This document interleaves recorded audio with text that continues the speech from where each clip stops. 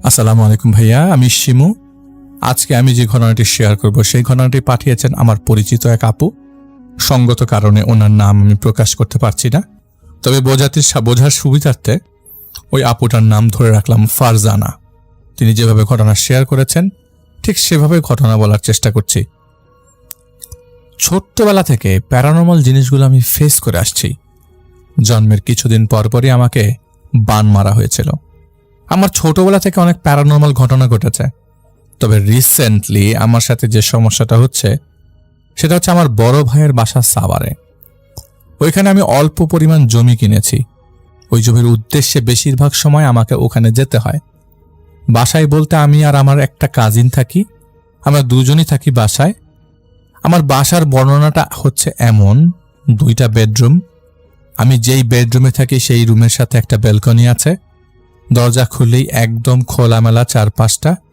রুমের হাতের বাম পাশে একটা জানালা, আর তার পাশেই হচ্ছে একটা ব্যালকনি। তার পাশে আরেকটা রুম, তবে ওই দিকে তেমন কিছু নাই। ওই রুমটা শুধুমাত্র আমরা খাওয়া দাওয়ার জন্য ব্যবহার করি। 2 রুমের মাঝামাঝি জায়গায় একটুখানি জায়গা আছে হাঁটার মতো। এরপর ওয়াশরুম এবং কিচেন। একদিন আমি জমির পারপাসে সাভারে যাই এবং আমার কাজিনের বাসাতেই থাকি। ওই দিন ও বাসায় একাই ছিল। কাজ শেষ করে বাসায় আসতে আসতে ওর রাত হয়ে যায়। যেহেতু বাসায় আসতে আসতে দেরি হয়ে গেছে, তার উপর ওর রান্নাও করা লাগবে, তাই ও ভাবছে যে রান্নাটা জলদি করা যায় সেই রান্নাটা করবে সে। তাছাড়া আমাদের বাসায় একটা সমস্যা হচ্ছে গ্যাসের সমস্যা, যেটা সবসময় আমাদের বাসায় থাকে না। ওই দিনও গ্যাস ছিল না। গ্যাস আসতে আসতে প্রায় রাত 11টা বেজে যায়। গ্যাস আসার পর ও ভাবছে যে ইলিশ মাছ ফ্রাই করে খেয়ে ফেলবে, তাই ও ফ্রিজ থেকে ইলিশ মাছ বের করে ফ্রাই করার জন্য। আর যেহেতু ভারী রান্না করবে না, কারণ তারপর দিন যে সে সাভারে যাবে, তাই ভাবছে মাছটুকু রান্নাই করে খেয়ে ফেলবে। মূলত ও সেদিন বাসায় গিয়েছিল কিছু দরকারি কাগজপত্র আনার জন্য, তাই আমি ওকে রাতে ফোন দেই যে বাসায় আসছে কিনা জানার জন্য। আর ও যেহেতু বাসায় একা ছিল, তাই ওকে ফোন দিয়ে কথা বলতে থাকি। আমরা দুজন যখন কথা বলছিলাম, হঠাৎ করে কথা বলার মাঝখানেও আমাকে বলে উঠল, আমাদের শোয়ার রুম থেকে আমাদের যে আরেকটা রুম আছে ওই রুমে একজন ক্রস করে চলে গেল। আমার কাজিন মোটামুটি ভালো সাহসী, রাতে একা একা উঠে তাহাজ্জুদের নামাজ পড়ে। এই বাসাটায় আমরা মোটামুটি প্রায় 2 থেকে 2.5 বছর ধরে থাকি। তবে এই বাসাটা নেওয়ার পর বেশ কয়েক মাসও একাই এই বাসায় ছিল। আমি তখন সাভারে ছিলাম, ওর সাথে আসতে পারিনি। ওই সময়টাতে তখন ও একাই বাসায় থাকতো। ওর সাথে কথা বলা অবস্থায় ও জাস্ট দেখলো ওকে কেউ ক্রস করে আমরা যে ঘরে ঘুমাই ওই ঘরের পেছন দিকে ঘরে চলে যায়। বড় মানুষ দৌড় দিলে কিন্তু আমরা খানিকটা টের পাই বা অনেক সময় বোঝা যায়, কিন্তু ছোট মানুষ দৌড় দিলে ততটা বোঝা যায় না। ও একটা ছায়ার মতো কাউকে সরে যেতে দেখলো ওই পাশ থেকে। ওই দিন প্রথম ওর ভয় লাগা শুরু হয়। আমি ওকে বললাম, তোমার যদি ভয় লাগে তাহলে তুমি এক কাজ করো, ল্যাপটপ অন করে সূরা বাকারা শোনো। ওর সাথে সাথে এসে ল্যাপটপ অন করে সূরা বাকারা ছেড়ে দেয়। সূরা বাকারা ছেড়ে দিয়ে ও রান্না করতে চলে যায়। এর মধ্যে আমি ওর সাথে কথা বলে ফোনটা কেটে দেই। ওর মাছ ভাজা প্রায় শেষ। চুলা থেকে ইলিশ মাছটা নামিয়ে পেঁয়াজ দিয়ে ভুনা করবে। যেই কড়াইতে পেঁয়াজটা দিল, হঠাৎ করেই সূরা বাকারাটা বন্ধ হয়ে গেল। চলছিল কিন্তু অফ হয়ে যাওয়ার পর ও ভাবে হয়তো ওর ফোনে কোনো কল আসছে। পরে আবার তাৎক্ষণিকভাবে ওর মাথায় আসে, আমি তো আসলে ফোনে বাকারাটা প্লে করিনি, আমি তো প্লে করেছি ল্যাপটপে। পরে ও রুমে এসে দেখে ল্যাপটপ হ্যাং হয়ে আছে। ল্যাপটপ হাতে নিয়ে দেখলো মোটামুটি কাজ করছে, তবে সূরা বাকারা অফ হলো কি করে। পরে ও আবার সূরাটা প্লে করে রান্নাঘরে যায়। 1.5 থেকে 2 মিনিট চলার পর আবারও স্টপ। পরে যেই রুমেও যায় গিয়ে দেখে ল্যাপটপ একদমই অফ। ল্যাপটপের কোনো প্রবলেম ছিল না। তারপরেও ভাবছে হয়তো যান্ত্রিক ত্রুটি ছিল, বন্ধ হয়ে গেছে। তাছাড়া ইলেকট্রনিক ডিভাইস যান্ত্রিক ত্রুটি হতেই পারে। পরে ও আর সূরা প্লে করে নাই। রান্না শেষ করে এসে আবার ল্যাপটপ অন করে। ল্যাপটপ অন করার পর ঠাস করে একটা শব্দ হলো। মনে হলো জানালার মধ্যে কেউ ধাম করে বাড়ি দিয়েছে। বাড়িটা দেওয়ার সাথে সাথে ল্যাপটপটা অফ হয়ে গেল এবং একদম ওর চোখের সামনে। 1বার 2বার না, কাকতালীয়ভাবে হলো। তো বারবার তো হওয়ার কথা না। ল্যাপটপ যেহেতু বন্ধ হয়ে গেছে, ও আর ল্যাপটপটা অন করার চিন্তা না করে ফোন থেকে সূরা বাকারা প্লে করলো। ফোনে প্লে করার পর 1.5 থেকে 2 মিনিট চলল, তারপর ফোনটা হ্যাং হয়ে ফোনটা অফ হয়ে গেল। আমি আবারও সেই সময় ওকে ফোন দিচ্ছিলাম যে ও ঘুমালো কিনা, যেহেতু ও ভয় পেয়েছে। আমি ওকে ফোন দিচ্ছি কিন্তু ওর ফোনে কল ঢুকছিল না। ও ফোন অন করার অনেক চেষ্টা করলো, অনেকক্ষণ ট্রাই করার পরে ফোনটা অন করতে পারলো। ওর ওদিন ঘুমাতে অনেক কষ্ট হয়েছে এবং ঘুমাতে পারে নাই ও। পরে ওর ফোনটা অন হয় এবং ও ভোরবেলার দিকে ঘুমায়। তারপর দিন ও সাভারে চলে আসে। আমরা জমির কাজ শেষ করে বাসায় আসলাম। এর মধ্যে বাসায় আসার পর আমি আর ও তাহাজ্জুদ নামাজের জন্য দাঁড়াই। আমরা সবসময় তাহাজ্জুদের নামাজ না পড়লেও মাঝে মাঝে তাহাজ্জুদ নামাজ পড়ার চেষ্টা করি। তবে আমার কাজিন বেশিরভাগ সময় একাই তাহাজ্জুদ নামাজ পড়ে, আমি মাঝে মাঝে পড়ার চেষ্টা করি। আমার কাজিন ওয়াশরুমে উজু করার জন্য যায়। ব্যালকনির সাথেই আমাদের ওয়ার্ড্রোব রেখেছি। সেই ওয়ার্ড্রোবের উপর ফোনে চার্জ দেওয়ায় মাল্টিপ্লাগটা রাখা। তাছাড়া সেই মুহূর্তে আমাদের ব্যালকনির দরজাটা লাগানো। আমি কি মনে করে যেন সেই দরজার দিকে গেলাম। আমার কাছে মনে হলো কেউ একজন ব্যালকনির দরজা দিয়ে মুখ বড় করে অনেকটা হা করে জোরে নিঃশ্বাস নিল, এরকম টাইপের। অনেক সময় আমরা যখন ছোট ছিলাম আলিফ লায়লা দেখতাম। দৈত্য বা দানব যেমন বড় করে হা করে মুখ থেকে আগুনের গোলা বের করার সময় যেমন শব্দটা করত, তেমন একটা কাছাকাছি শব্দ হলো। সাথে সাথে আমার শরীরের সবগুলো পশম দাঁড়িয়ে গেল। আমার কাছে এখন একটু আনইজি লাগতে লাগলো। পরে ভাবলাম হয়তো রাতের বেলা বাতাসের জন্য এমন হয়েছে। আবার ব্যালকনির এক কর্নারে বালি রাখা ছিল। আমার একটা বিড়াল আছে, আর যেহেতু রাত তখন মাথার মধ্যে কাজ করলো, হয়তো কোনো কিছু চলাফেরা রাস্তায় হতে পারে, অশরীরী বা জিন জাতীয় চলাফেরা থাকতেই পারে। আমি আর দরজাটা খোলার চেষ্টা করিনি, এমনকি দেখারও চেষ্টা করিনি কি জন্য কি হচ্ছে। পরে আমার কাজিন ওয়াশরুম থেকে ফ্রেশ হয়ে আসলো। আমরা দুজনেই নামাজের জন্য দাঁড়ালাম। আমার কাজিন ব্যালকনি যে সাইড, ওই সাইডে নামাজের জন্য দাঁড়ালো, আর আমি ওর হাতের ডান পাশে দাঁড়ালাম। বলতে গেলে আমি রুমের ভেতরেই দাঁড়িয়েছি। যেহেতু আমাদের রুমটা লম্বা করিডোরের মতো, আমরা নামাজের জন্য দাঁড়াই। আমি প্রথমে খেয়ালই করি নাই, 1 রাকাত নামাজ পড়ে 2 সিজদা দিয়ে যখন দাঁড়াই, আমার এর মধ্যে মনে হচ্ছে আমার ডান পাশে কেউ একজন দাঁড়িয়ে আছে। একদম কালোর মধ্যেও কালো কেউ দাঁড়ালে যেমন একটা ফিল হয়, আমারও তেমন একটা ফিল হচ্ছিল। আর আমি একটা সূরা পড়তে পারছিলাম না। আমার মনে হচ্ছিল এই রাতটাই বোধহয় আমার জন্য শেষ রাত। আল্লাহ তাআলা হয়তো আমার জন্য এতটুকুই জীবন নির্ধারিত করে রেখেছেন। অনেক ভয় লাগছিল। আমার পাশে যে কেউ আছে সেটা আমি বুঝতে পারছি। কেউ কানের পাশে নিঃশ্বাস নিলে যেমন ফিল হয়, ওরকম একটা গরম বাতাস ফিল হচ্ছিল। তাছাড়া একটা মানুষ যদি আপনার পাশ থেকে নিঃশ্বাস ফেলে, একটু হলেও আপনার শরীরে বাতাস অনুভূত হবে। সেই মুহূর্তে আমি কোনো দোয়া দুরুদ পড়তে পারছিলাম না, সূরা পড়তে পারছিলাম না, রুকু সেজদা কোনো কিছুই দিতে পারছিলাম না। যখন দেখলাম আমি কোনো কিছুই করতে পারছিলাম না, ঠিক তখন আমি রুকু না করে ডিরেক্ট সেজদায় চলে যাই। সেজদায় গিয়ে আমি কান্না করে দেই। আমার এতটা ভয় লাগছিল, মনে হলো আমি হয়তো আর বাঁচব না। আমি আল্লাহকে বলতে লাগলাম, হে আল্লাহ, আপনি আমাকে মাফ করে দিন। আমি 3 বার সুবহানা রাব্বিয়াল আলা পড়লাম। পরে আমি কালেমা পড়ছিলাম, আমার চোখ দিয়ে অনবরত পানি পড়ছিল। আমি মাথা উঠাচ্ছিলাম না, আমার এতটাই ভয় আমাকে জেঁকে বসেছিল। আমি অনেকক্ষণ সিজদারত অবস্থায় কান্নাকাটি করতে লাগলাম। এর মধ্যে আমার কাজিনের নামাজ শেষ হয়ে গেছে। ও বুঝতে পারছিল আমি বুঝতে পারছিলাম যে আমার কাজিন নাড়াচাড়া করছে। ও কি করছে না করছে সবকিছু ফিল করতে পারছিলাম। তবে আমার পাশে যেটা ছিল সেটা হঠাৎ করে সরে গেছে। আমি সেজদা থেকে মাথা উঠিয়ে সালাম ফেরাই। সালাম ফেরানোর পর দেখি আমার কাজিন আমার দিকে তাকিয়ে আছে। পরে আমাকে বলছে, এটা কি হলো? আমি ওকে জিজ্ঞেস করলাম, কি হয়েছে? পরে বলছে, আমি একটু আগে দেখলাম তোমার পাশে মনে হয় কেউ একজন তোমার সাথে নামাজ পড়ছিল।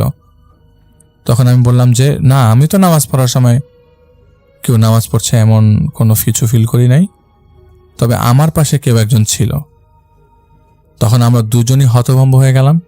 আমার পাশে যে আমি কাউকে ফিল করেছি সেই বিষয়টা প্রথমে আমি আমার কাজিনকে কিছুই বলিনি। তাহলে ও কিভাবে দেখলো আমার সাইডে ছায়ার মতো কিছু একটা ছিল? বেশ ভয় পেয়ে গেছিলাম ওদিন, যার জন্য রাতে আমার শরীরটা অনেক খারাপ হয়ে যায়। বলতে গেলে আমি একদম পুরো নিস্তেজ হয়ে গিয়েছিলাম। খুব খারাপ লাগছিল তখন। এর মধ্যে টুকটাক সমস্যা বাসায় চলতেই থাকলো।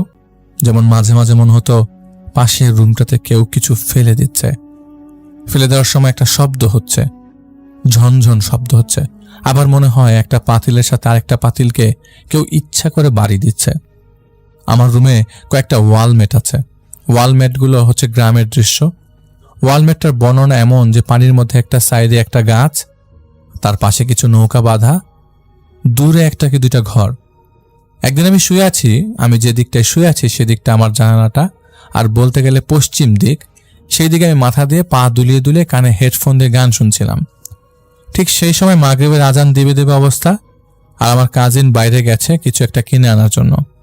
আমি কি মনে করে ওয়ালমেটটার দিকে তাকালাম। মনে হলো ওয়ালমেটের মধ্যে যে নৌকার বইটা আছে সেই বইটাটা দিয়ে কেউ একজন এক্ষুনি আমার মাথার মধ্যে জোরে একটা বাড়ি দিবে। আমি ভয়ে দূরে গিয়ে ছিটকে পড়ি আর আমার ওয়ার্ডরোবের সাথে বাড়ি খেয়ে নিচে পড়ে যাই। পরক্ষণে ওয়ালমেটের দিকে তাকালাম, দেখলাম সব ঠিক আছে। তাহলে আমি ভয় পেলাম কেন? ভাবছিলাম বাসায় টুকটাক সমস্যা হচ্ছে, এই জন্য হয়তোবা ভয় পেয়েছি। আবারও ভাবলাম এটা মনের ভুল হতে পারে। পরে আমার কাজিন বাসায় আসলো। আরেকদিন আমি একটা বিড়াল এনেছি বাসায় পালার জন্য। খেয়াল করলাম বিড়ালটার আচরণ অদ্ভুত। এমন না যে আমি নতুন বিড়াল পালছি, এর আগে আমি বিড়াল পালতাম, কিন্তু এরকম অদ্ভুত আচরণ দেখিনি আমি। এর মধ্যে ঈদ চলে আসে, আমার কাজিন ঈদে বেড়াতে চলে যায়, আমি ঈদে বাসায় রইলাম একা। আমি রাতে শুয়ে আছি, ঘুম আসছে না। তখন প্রায় অনেক রাত। আমি খেয়াল করলাম আমার বাসা থেকে আরেকটা বাসার ছাদে কিছু একটা হাঁটাহাঁটি করছে। আমি বোঝার সুবিধার্থে অনেকক্ষণ তাকিয়ে রইলাম। দেখলাম ঠিকই ছাদে কিছু একটা হাঁটাহাঁটি করছে, মানুষ মনে হচ্ছিল না। ঈদের পরে আমার কাজিন বাসায় আসে। যেহেতু আমি তখন ভয় পাচ্ছিলাম, তাই আমার কাজিন আসলে জলদি চলে আসে। আসার সময় একজন হুজুরের কাছ থেকে 4টা দোয়া লিখে কাগজে নিয়ে আসে, এনে বলে আমাদের ঘরের 4 কোণায় ঝুলানোর জন্য। কিন্তু এর মধ্যে আমি নিজের মনের অজান্তে একটা কাগজ জানালা দিয়ে ফেলে দেই। পরক্ষণই মনে হলো এইগুলো দোয়া পড়া কাগজ। আমি সাথে সাথে নিচে গেলাম, কিন্তু কাগজের কোনো চিহ্ন মাত্র নেই।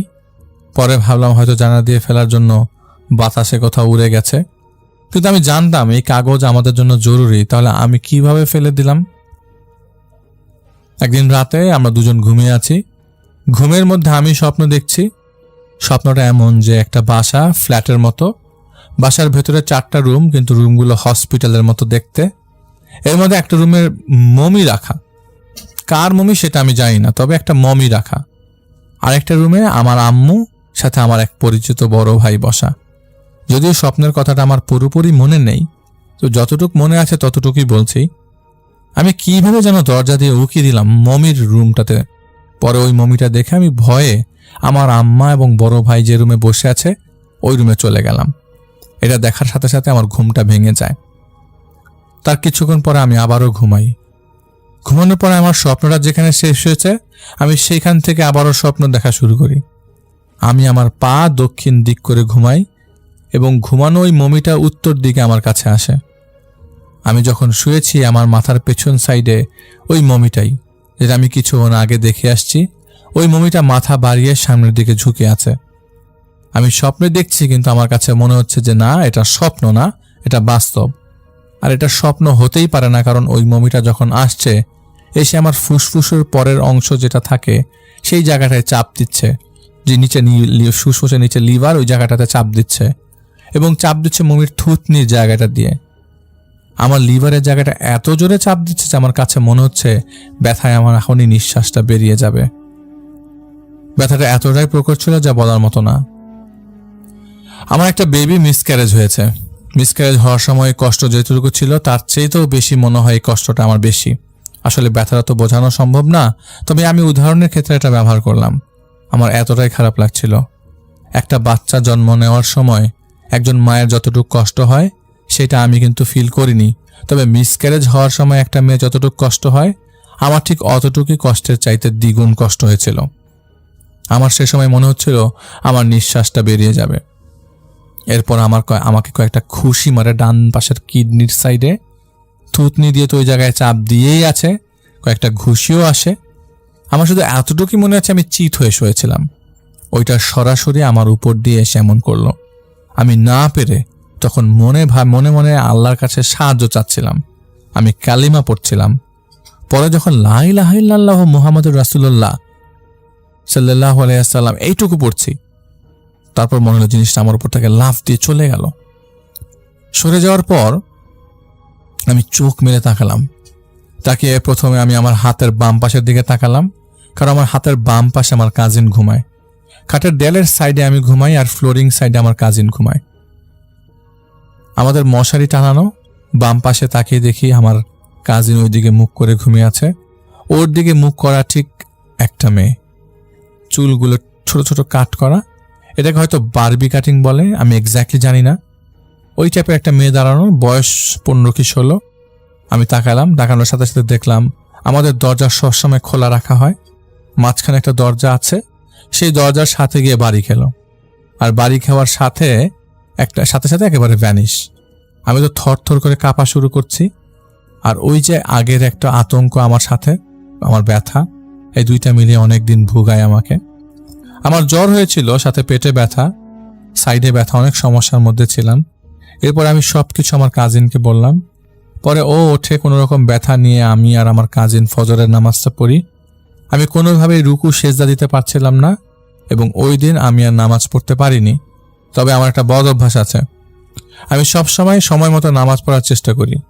তবে আমি যদি কোনো কারণে নামাজ এক ওয়াক্ত না পড়ি, তাহলে পরের ওয়াক্তগুলো আমার আলসেমিতে পড়ে যায়, লেগে যায়, আমার হয় না পড়া, এমনকি গ্যাপ হয়ে যায়। তবে একটা কথা বলি, আমি এখনো ওরকম পর্যায়ে যাইনি। তবে আমি যতটুকু পারি চেষ্টা করি সবকিছু ঠিক করার জন্য। আর যদি নামাজ এক বেলা ছুটে যায়, তাহলে ওই দিন 2-3 বেলাও ছুটে যায়। ওই দিন আর নামাজটা ভালো করে পড়তে পারিনি। ব্যথায় আমি কয়েকদিন নামাজই পড়িনি। এর মধ্যে যখন আমি নামাজে গ্যাপ দিলাম, তখন একদিন আমি ওয়াশরুমে যাই ফ্রেশ হতে। ঠিক ওই মুহূর্তে কেউ একজন আমার পেছনে দাঁড়িয়েছে, বড় করে হা করে, এখনই আমাকে গিলে ফেলবে। আমি সেই অনুভূতিটাই পাচ্ছিলাম। পরে আমাকে পিঠে সজোরে ধাক্কা দিল, যার ফলে আমি নিচে পড়ে যাই, ব্যথা পাই। তবে আমি যেভাবে পড়েছিলাম ওইভাবে প্রথম আমার নাকটা ফাটার কথা ছিল, আমার মুখে চোয়ালে ব্যথা পাওয়ার কথা ছিল, কিন্তু আল্লাহর অশেষ রহমতে আমি ওই দিন বেঁচে যাই। কয়েকদিন পর দেখি আমাদের ঘরের জানালায় এসে কেউ টোকা দিচ্ছে, দরজায় মধ্যরাতে কেউ ঠাস ঠাস করে বাড়ি দিচ্ছে। আমাদের বাসাটা মূলত 5 তলায়, আর এত রাতে কেউ এসে দরজায় ঠাস ঠাস করে বাড়ি দেওয়ার কথা না। আবার অনেক সময় ব্যালকনির দরজা টোকা দেয়। মাঝে মাঝে এমন হয় আমাদের যে বেসিন আছে ওটার কল ছাড়া, আর বেসিনে পানি ভর্তি পানি হয়ে যায়। একদিন আমি আর আমার কাজিন শুয়ে আছি, গল্প করছি, হাসাহাসি করছিলাম। এর মধ্যে আরেক রুমে, মূলত যে রুমে আমাদের জিনিসপত্রগুলো রাখা আছে, পাতিল আছে, কতগুলো ডাইনিং টেবিলের উপর করে রাখা ছিল। আর যেহেতু আমরা 2 জন মানুষ, তাই তেমন খুব জিনিসপত্র বের করি না। ওগুলোই মনে হচ্ছে সবগুলো ধরে ধরে কেউ আছাড় মারছে। রাতের বেলা হওয়াতে, এর আগেও এরকম যেহেতু হয়েছে, তাই আমি আর আমার কাজিন লাইটটা অফ করে দেই। ভয় আর ওই রুমে যাই নেই। সকালে উঠে গেলাম, ওই রুমে গেলাম, গিয়ে দেখি সব নর্মাল, যেভাবে গুছিয়ে রেখেছিলাম সেভাবেই সব কিছু গোছানো আছে। এর মধ্যে একদিন আমার শাশুড়ি অনেকগুলো ছুরি শুটকি পাঠায়, প্রায় 3 কেজির মতো হবে। তো একদিন সন্ধ্যাবেলা আমিও সেদিন বাসায় একা, মনে হচ্ছে কেউ শুটকি বের করেছে। শুটকি বের করে একটা গন্ধ বের হয় সাথে সাথে, ওরকম গন্ধ আমার নাকে আসছিল। আমি প্রথমে আশেপাশে ঘুরলাম, বোঝার চেষ্টা করলাম গন্ধটা কোথার থেকে আসছে, কিন্তু কোথাও কোনো গন্ধ নাই। একমাত্র ওই রুমে গিয়ে দেখি গন্ধটা, এবং ওই রুম থেকেই আসছে। আমি মনে মনে ভাবলাম, এই শুটকি রুমে রেখেছি, আর শুটকির বয়াম তো অনেকে স্ট্রংভাবে লাগানো, গন্ধ বের হওয়ার কথাই না, তাহলে হঠাৎ এরকম গন্ধ বেরোচ্ছে কেন? ঠিক ওই দিন রাতেই আমি আর আমার কাজিন ঘুমাচ্ছিলাম। রাতে উঠে আমার কাজিন ওয়াশরুমে যাওয়ার জন্য উঠে। আমাদের ওয়াশরুমের সামনে একটা চটের বস্তা রাখা ছিল। আমার কাজিন সবসময় ঘুম থেকে উঠে প্রথমে বিছানায় কিছুক্ষণ বসে থাকে, পরে দোয়া পরে মাটিতে পা রাখে। ওই দিন আমার কাজিন সেম কাজটাই করে। উঠে বিছানায় বসেছিল, ঘুম থেকে ভালোভাবেই উঠে বিসমিল্লাহ পরে লাইট জ্বালিয়ে যখন পা মাটিতে রাখতে যায়, ও তাকিয়ে দেখে একটা কুকুরের মতো আকৃতি, কালো বড় বড় 2টা কান, যেমন বড় কুকুরগুলো অনেক সময় অনেক বড় বড় কান থাকে, সেরকম বড় টাইপের কুকুর, এক কানের সাথে অন্য কান মাথা নাড়িয়ে নাড়িয়ে বাড়ি দিলে যেমন একটা শব্দ হয়, ঠিক তেমন শব্দ করতে করতে পাশের রুমটা চলে গেল। এইটা দেখে অনেক ভয় পেয়ে যায়। একদম আজানের সময় একটা জোরে চিৎকার দেয় ও, আমি সাথে সাথে লাইটটা অন করি, লাইট অন করে ওকে ওকে উঠে জড়িয়ে ধরি আর জিজ্ঞেস করে কি হয়েছে কি হয়েছে। আর ও তো এমন ভয় পাওয়ার মতো মেয়ে না, ও একেবারেই এরকম ভয় পেয়েছে যে ওই ভয়টা আর মনেই রাখে নাই। তারপরেও ও ভয় পাচ্ছে, এই জিনিসটা আমার কাছে খুব অদ্ভুত লাগলো। পরে আমি ওকে কোনো রকম শান্ত করি, আমি বলি আচ্ছা ঠিক আছে বাদ দাও, এগুলো মনে করার দরকার নাই, যা হওয়ার হয়েছে, তুমি ভুল দেখলা। ও বলে যে না আমি ভুল দেখবো কেন, আমি তো বিছানা থেকে উঠলাম, ঘড়ির টাইম দেখবো বলে ভাবলাম, না আগে উঠি তারপর সময় দেখবো, আমি বিসমিল্লাহ বলে পা বাড়ালাম, এটা তো আমার হ্যালুসিনেশন হতেই পারে না, একদমই না। ওই দিনের মতো ব্যাপারটা আমরা ওখানেই ভুলে যাই। এর কিছুদিন পর আমার মাছ রান্না করার জন্য মাছ ম্যারিনেট করে রাখি। প্রথম দিন যখন বাজার করে আনি ওই দিন আবার আমরা মাছ একটু বেশি রান্না করি।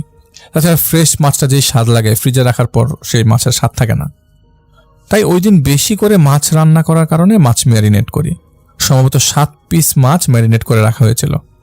সন্ধ্যার আগে ম্যারিনেট করে রেখেছি, যেহেতু আমরা ওই দিন আমাদের বাসায় গ্যাসের সমস্যা থাকে, দুপুর টাইমে আসে, রাতের বেলায় আসে, ভোরবেলায় আসে, এই কয়েকটা সময় আমরা সবসময় গ্যাস পাই। তবে বেশিরভাগ সময় রাত 8টার পরে আসে। গ্যাস আসছে, রান্না করতে যাব, মাছ ভাজতে যাওয়ার সময় দেখি বড় একটা মাছের পিস কম। তাও সেই মাছের পিসটা যে কম, যে মাছের পিসটা একটু বড় ছিল। দুজনে একটু অবাক হয়ে গেলাম যে মাছ কে নিবে। এমনও তো না যে মাছ ভাজা ছিল মনের ভুলে আমি খেয়েছি বা আমার কাজিন এক পিস খেয়েছে। মাছ তো ম্যারিনেট করা ছিল, রান্নাই হয় নাই, ভাজাই হয় নাই। তবে আমরা মাছ অনেক পছন্দ করি, তবে এরকম তো হওয়ার কথা না। আবার ওই মুহূর্তে মেজাজ গরম হয়ে যায়। আমি পুরো বাসা হাঁটতে থাকি, বকা দিতে থাকি, বলতে থাকি এমন কেন করতেছিস আমাদের সাথে। এটা একদম সহ্য ক্রস করে গেছে, সহ্যের সীমার বাইরে চলে গেছে আমাদের ধৈর্য। নবীজির সাফায়াত পাবি না কখনো। আমি কথাগুলো তখনই বলি যখন এরকম উদ্ভট ঘটনাগুলো ঘটে। আর যখন এগুলো বলতে থাকি ওই দিনই কেউ হয়তো রাতে আমার মাথায় একটা করে থাপ্পড় মেরে যায়, না হয় ঘুমানোর সময় চাদর গায়ে দিয়েছি, একজন চাদর টান দিয়ে নিয়ে যায়। লাস্ট যে ঘটনাটা ঘটে, আমরা দুইজন ওই দিন গল্প করছিলাম, আমার আরেকটা কাজিন ওই দিন বেড়াতে আসে। মাঝে মাঝেই আমরা আমার কাজিন সেই কাজিনটা বেড়াতে আসে। ও যেদিন আসে ওই দিন আমরা গরুর গোশত রান্না করি, তারপর আমরা খাওয়া দাওয়া শুরু করি। আমার দুইটা কাজিন আবার গরুর হাড় খেতে খুবই পছন্দ করে। ওরা দুজন হাড়গুলো খেয়ে সেগুলো পানিতে না ফেলে ওইভাবেই ময়লার বালতিতে রেখে দেয়। ময়লার বালতিটা আবার রাতে কিচেনের মধ্যেই থাকে, সকালের ময়লা নিতে আসলে বের করে দেওয়া লাগে। ওই দিন রাতে ওরা দুজন ঘুমাচ্ছে আর আমি ওয়াশরুমে যাওয়ার জন্য উঠেছি। আমার পানির পিপাসা পায় প্রচুর, আমার অনেক পানি খেতে হয় এবং কয়েকবারই আমার ওয়াশরুমে যেতে হয়। একবার ভাবছিলাম যে ডায়াবেটিস হয়েছে কিনা, পরে দেখি আল্লাহ মাফ করেছে, ডায়াবেটিস হয়নি। ওয়াশরুমে যাওয়ার সময় দেখি আমাদের রুমের শোকেসের সাথে যে আয়নাটা, ওই আয়নাটার মধ্যে মনে হচ্ছে আমি দাঁড়ানো। তবে আমি যখনই তাকাই এর মধ্যে ঘরের লাইট কিন্তু অফ, বাইরের জানালার থাই গ্লাস খোলা এবং পর্দাগুলো সরানো। পর্দাগুলো সরিয়ে রাখি যাতে বাইরে থেকে আলো আসে, আর ঘরে আলো আসলে একটু ভালো লাগে। আয়নার দিকে তাকানোর পর মনে হচ্ছে আমারই সাইজে কেউ একজন দাঁড়ানো। মনে হচ্ছে ও আয়নার ভেতর থেকে গ্লাসের মধ্যে দিয়ে নিজের মাথা নিজেই বাড়ি দিচ্ছে বারবার। আর এই বিষয়গুলো দেখে আমি অভ্যস্ত হয়ে গেছি, তাই আমি ওই দিকে না তাকিয়ে ওয়াশরুমের দিকে যাই। ওয়াশরুমে যাওয়ার পর কোনো রকম ফ্রেশ হলাম। ফ্রেশ হওয়ার সময় আমার মনে হলো ওয়াশরুমের দরজা কেউ 2বার ঠক ঠক শব্দ করলো। আমি ভাবলাম হয়তো আমার কাজিন উঠছে, মাঝে মাঝে রাতের বেলায় ওয়াশরুম যাওয়ার জন্য ওঠে, তাই আমি ভাবলাম হয়তো বা উঠেছে। আমাদের ওয়ার্ডরোবের সামনেই বেসিন, হাত মুখ ধুয়ে চলে যাব, ঠিক সেই মুহূর্তে দেখি ময়লার বালতির সামনে কেউ হাঁটু গেড়ে বসে মনে হয় কিছু খাচ্ছে। হাড্ডি চুমুক দিয়ে যেমন একটা শব্দ হয় এরকম টাইপের, ওরকম শব্দ হচ্ছে, কেউ চুমুক দিয়ে খাচ্ছে। এইসব দেখে আমি আর ওখানে দাঁড়াতে পারলাম না, আর লাইট জ্বালানোর মতো শক্তিও আমার ছিল না। ফেস দেখি নাই, তবে ওইটা জাস্ট হাঁটু গেড়ে সামনে নিচে ওই হাড্ডিতে চুমুক দিচ্ছে। আমি দৌড় দিয়ে বিছানায় লাফ দিয়ে উঠে পড়ি। আমার কাজিনরা জিজ্ঞেস করছে কি ব্যাপার, কি হয়েছে। পরে আমি বললাম যে না কিছু না, আমার কেমন জানি লাগছে। এর মধ্যে কিছুদিন বিষয়গুলো বন্ধও ছিল। আমাকে একটা আমল দেওয়া হয়েছিল, আমি নিয়মিত সে আমলগুলো করছিলাম। তবে এর মধ্যে ভালো খবর হচ্ছে যে কয়েকদিনের আমলগুলো আমি যে করছি সেই কয়েকদিন আমার ঘরের ভেতরে কোনো সমস্যা আমি ফেস করিনি। তবে এইবার মনে হতে থাকে বিষয়গুলো এবার ঘরের ভেতর না থেকে বাইরে থেকে কেউ করছে। আগে যেমন ঘরের ভেতরে করতো, এখন মনে হচ্ছে জানালার বাইরে থেকে কেউ করছে। জানালার বাইরে কেউ হাঁটছে, ব্যালকনির দরজার সামনে কেউ দাঁড়িয়ে আছে। মাঝে মাঝে আমি সন্ধ্যা পর্যন্ত বাসায় একা থাকি। আমার কাজিনের অফিস আসতে দেরি হয়, তাই দরজা জানালা সবগুলোই খোলা রাখি। সর্বশেষ যে ঘটনাটি ঘটে, আমার খাটের মাথার উপরে হচ্ছে লাইট। লাইটের হোল্ডার ঠিক আছে, সব কিছু ঠিক আছে। রাতে আমরা ঠিকভাবেই ঘুমালাম। ভোরবেলা লাইটটা জাস্ট ছুঁড়ে কেউ নিচে আছাড় মারল। তাছাড়া এমনিতে যদি হোল্ডারের সমস্যা হতো তাহলে তো নর্মালি লাইটটা নিচে পড়বে, কিন্তু ওরকম কিছুই হয় নাই। আমার খাটের এক মাথা থেকে আরেক মাথায় গিয়ে লাইট ঠিক ব্যালকনির সাথে যেই ওয়ার্ড্রোব রাখা ছিল, ওই ওয়ার্ড্রোবের সামনে গিয়ে লাইটটা ঠাস করে পড়ে গিয়ে ভেঙে গেল। পরে ভাবলাম হয়তো ইলেকট্রিক কোনো কারণে লাইটটা ভেঙে যেতে পারে। পরে চেক করলাম হোল্ডারে কোনো প্রবলেম হয়েছে কিনা, দেখলাম না, হোল্ডার ঠিক আছে। নতুন একটা লাইট লাগালাম, আল্লাহর রহমতে কোনো প্রবলেম হয়নি। কিছুদিন আগে আমার পাতে হঠাৎ করে ছোট ছোট ফোস্কার মতো হয়। ফোস্কার ভিতরে পানি, আর আমার ব্যথাও করছে। আমি কি করি, সেই পানিগুলো বের করে ফেলি, আর আমার পা লাল হয়ে দাগ হয়ে যায়। নর্মালি কারো পায়ে যদি ফোস্কা পড়ে যেমনটা হয় ঠিক তেমনটাই। কিন্তু আজবের বিষয় হচ্ছে, পরদিন সকালবেলা আমার পায়ে ফোস্কা পড়ার কোনো বিন্দুমাত্র চিহ্ন নাই। আমি যে রাতে ব্যথায় কষ্ট করেছি সেই ব্যথাটাও নাই। একেবারে ফ্রেশ পা, আমার পাটা ফ্রেশ লাগছে। আমি ভাবতেই পারছি না যে ফোস্কার ভেতর থেকে আমি নিজে হাতে পানি বের করেছি, সেই জায়গায় মলম লাগিয়েছি, তাহলে সকালের মধ্যে সেগুলো একেবারে ভ্যানিশ হয়ে গেল কিভাবে? মানে ওখানে কিছুই হয় নাই আমার। তবে এখন জানি না সামনে আর কি ফেস করতে হবে আমাকে। তবে যতটুকু জানতে পারছি তা হচ্ছে, অন্য কারো ক্ষতি করার জন্য কিছু তাবিজ করা হয়েছিল। যে জিনিসগুলো আছে ওদের নাকি কিছু তাবিজ কাগজপত্র যাই হোক এখানে রাখা ছিল, আর ওরা এগুলো তুলতে আসে। বাকিটা আল্লাহ পাক ভালো জানেন। তবে আমাদের জন্য দোয়া করবেন। এই বিষয়গুলো আসলে যারা ঘটে তারাই বোঝে বিষয়টা। সে কখনো বুঝবে না এটা আসল ফিলটা কেমন। মাঝে মাঝে আমি অনেক কিছু ফিল করি। এর মধ্যে আরও কয়েকটা ঘটনা আছে, তা প্রকাশ করলাম না। তবে আমার সাথে যেই ধরনের ঘটনা ঘটে যাচ্ছে, আল্লাহ তাআলার নিজ রহমত আছে বিধায়, কারো দোয়া আছে বিধায়, বাবা আমার দোয়া আছে বিধায় আল্লাহ তাআলা এখনো আমাকে জীবিত রেখেছেন।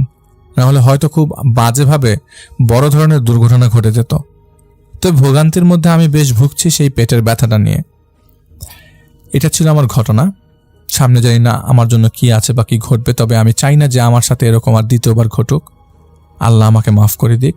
যদি আমার কোনো ভুল ত্রুটি হয়ে থাকে তাও যেন আল্লাহ আমাকে মাফ করে দেন। দোয়া করবেন আমার জন্য সবাই ভালো থাকুক, এই দোয়াই করি।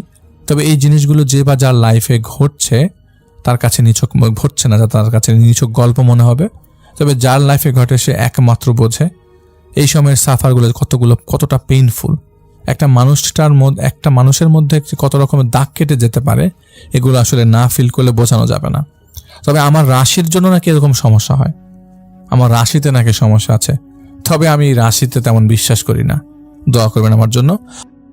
প্রিয় লিসেনার্স, এখন যে ঘটনাটি আপনাদের সাথে শেয়ার করব, এই ঘটনাটি আমাদেরকে যিনি পাঠিয়েছেন ওনার নাম মোহাম্মদ সাজ্জাদ হোসেন হৃদয়। ওনার বাড়ি ময়মনসিংহ জেলার ত্রিশাল উপজেলার ৪ নং কানিহারি ইউনিয়নের বিয়ার্তা গ্রামে। উনি পেশায় একজন শিক্ষক। ২০১০ সালে চট্টগ্রাম নাবিক কলোনি ২-এ ওনার চাচার বাসায় বেড়াতে গিয়ে উনি হরর শোয়ের সাথে পরিচিত হন। যে বাংলাদেশে হরর শো শুরু হয়েছে, সেখানে ভয়ের ঘটনাগুলো শেয়ার করা হয়। এরপর থেকেই হরর শোয়ের প্রেমে পড়ে যান। আর একটা সময় এসে আফনান দ্য হরর ওয়ার্ল্ডের সাথেও ওনার পরিচয় ঘটে। এরপর থেকে উনি রেগুলার আফনান দ্য হরর ওয়ার্ল্ডের ঘটনাগুলো শুনছেন।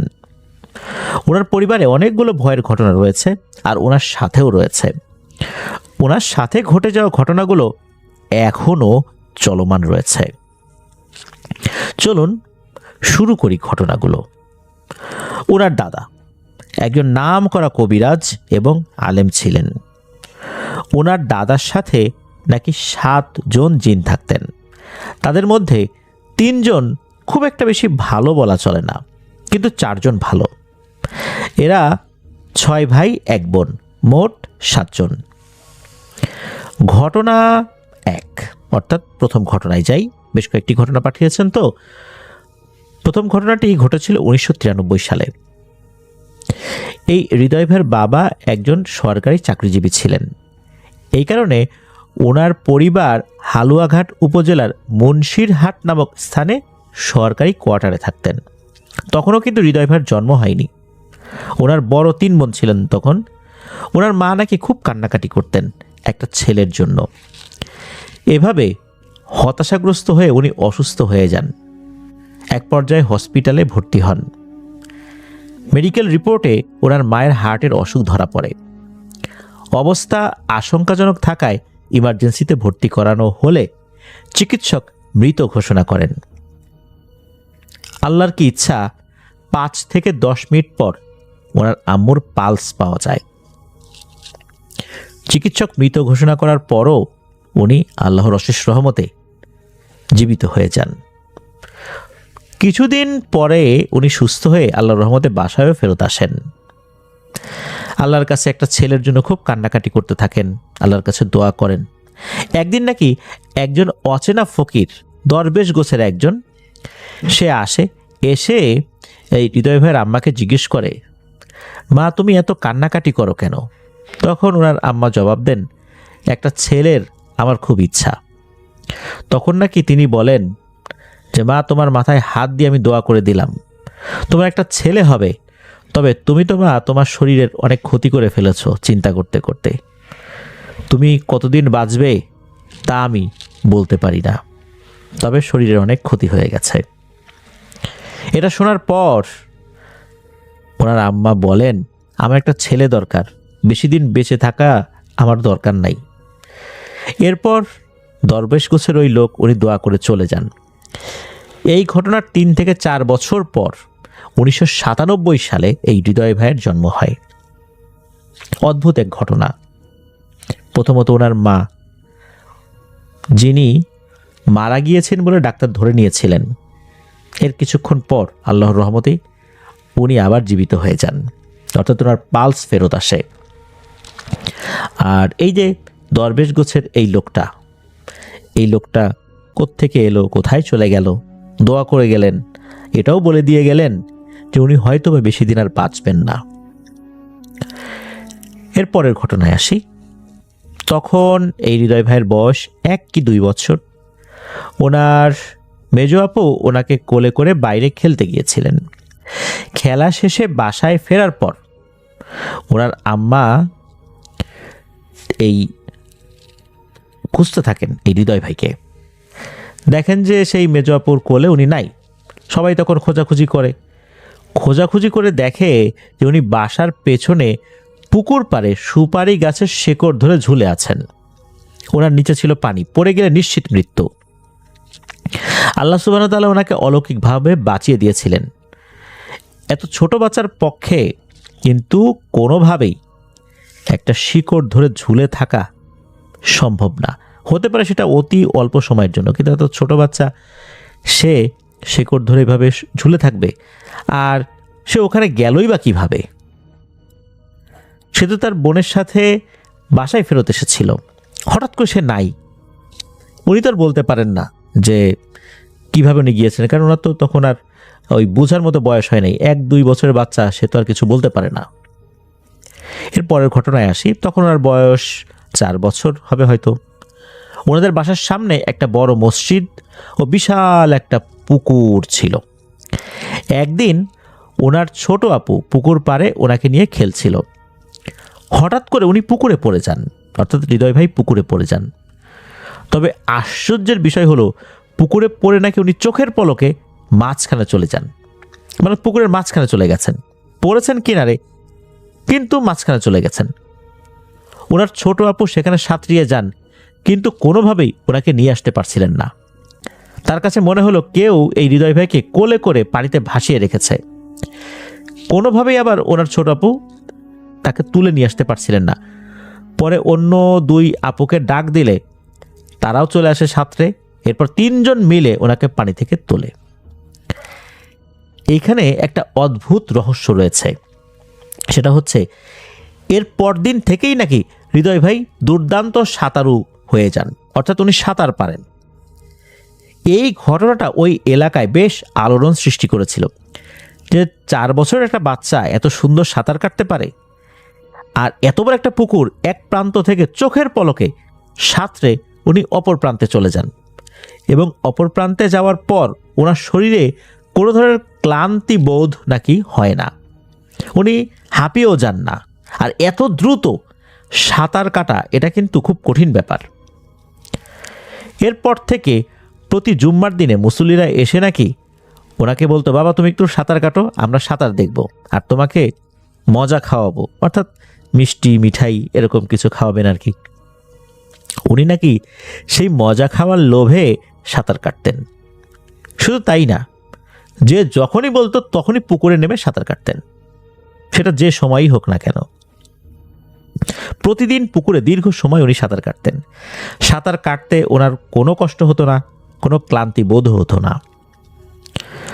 হঠাৎ করে ওনার আম্মা আর মসজিদের ইমাম সাহেব, যাকে এই হৃদয় ভাই দাদা বলে ডাকতেন, ওনারা এই হৃদয় ভাইকে খুব কড়া করে নিষেধ করে দেন, পুকুরে কোনোভাবেই নামা যাবে না, এবং কোনোভাবে তারা এই হৃদয় ভাইকে পুকুরে নামতেও দেন না।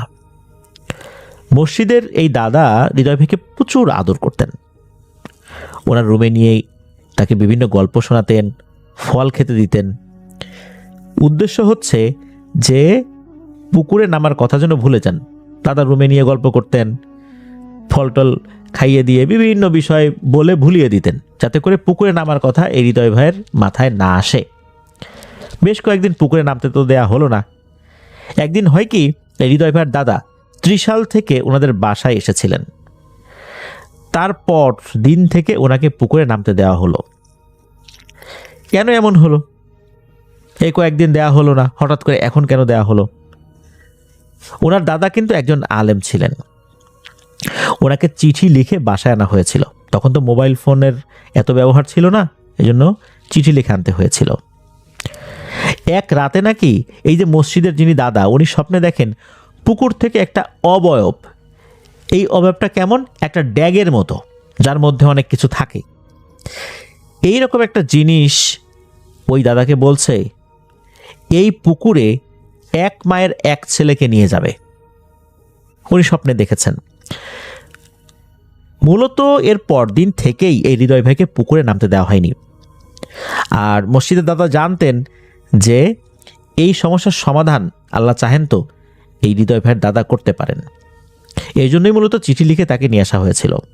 আর এর মধ্যে হৃদয় ভাই যেন কোনোভাবেই পুকুরে নামতে না পারেন, কারণ হৃদয় ভাই কিন্তু ওনার মা বাবার একমাত্র ছেলে সন্তান ছিলেন। তো দাদা যেদিন আসলেন, ওই দিন মাঝ রাতে দাদা ওনার ভালো জিনদেরকে ডাকলেন, ওদেরকে পুকুর পাড়ে নিয়ে দাঁড়িয়ে গেলেন। জিনেরা সাথে রয়েছে, 4 জন ভালো জিন। ওই সময় নাকি 5 কি 6টা ড্যাগ পুকুরে নামার জন্য আসছিল ঝনঝন শব্দ করে। ড্যাগগুলো মূলত নাকি নদীতে থাকতো, মাঝে মাঝে পুকুরে আসতো, রাতের আধারে কেউ যেন দেখতে না পায়। দাদা ড্যাগগুলোকে আটকে দিলেন। আটকে দেওয়ার পর ওই ড্যাগের ভিতর থেকে নাকি সালাম আসলো। দাদা সালামের জবাব দিলেন, আর ভেতর থেকে আওয়াজ আসলো, জনাব আমাদের পথ কেন আটকালেন? দাদা বললেন, তোমরা নাকি আমার নাতিকে নিতে চাও? তখন ওই ড্যাগগুলো থেকে উত্তর আসে, আপনার নাতি সময়ে অসময়ে এই পুকুরে সাঁতার কাটে, এতে করে আমাদের অনেক অসুবিধা হয়। এটা তো উচিত না, সব কিছুর একটা সময় থাকে। আপনার নাতি এই সময়টা বোঝে না, তাই মূলত আমরা এরকম পরিকল্পনা করেছি। এই কথা শোনার পর দাদা তো ওদেরকে ব্যাপক হুমকি দেন। হুমকি দেওয়ার পর ওরা বলে, ঠিক আছে, আমরা ওর কোনো ক্ষতি করব না, তবে ও যেন এভাবে সময় অসময়ে সাঁতার না কাটে। তো তাদের কাছ থেকে ওয়াদা নিলেন যে হৃদয় ভাই এভাবে আর সাঁতার কাটবেন না। পরের দিন দাদা চলে গেলেন। হৃদয় ভাই ওই দিন সকালবেলা, মানে যেদিন দাদা চলে গেলেন, দিন সকালবেলা 10টা কি 11টার দিকে সকালবেলা আর কি পুকুরে নেমেছেন। পাশের বাসার এক আন্টি আরও বেশ কয়েকজন ওনার সাথে ছিলেন। হৃদয় ভাই তো ছোট মানুষ একদম। ওই পুকুরে ওই দিন কিন্তু ওনাকে কেউ নামতে বাধা দেয়নি। এই কয়েকদিন তো তাকে নামতে বাধা দেওয়া হয়েছিল।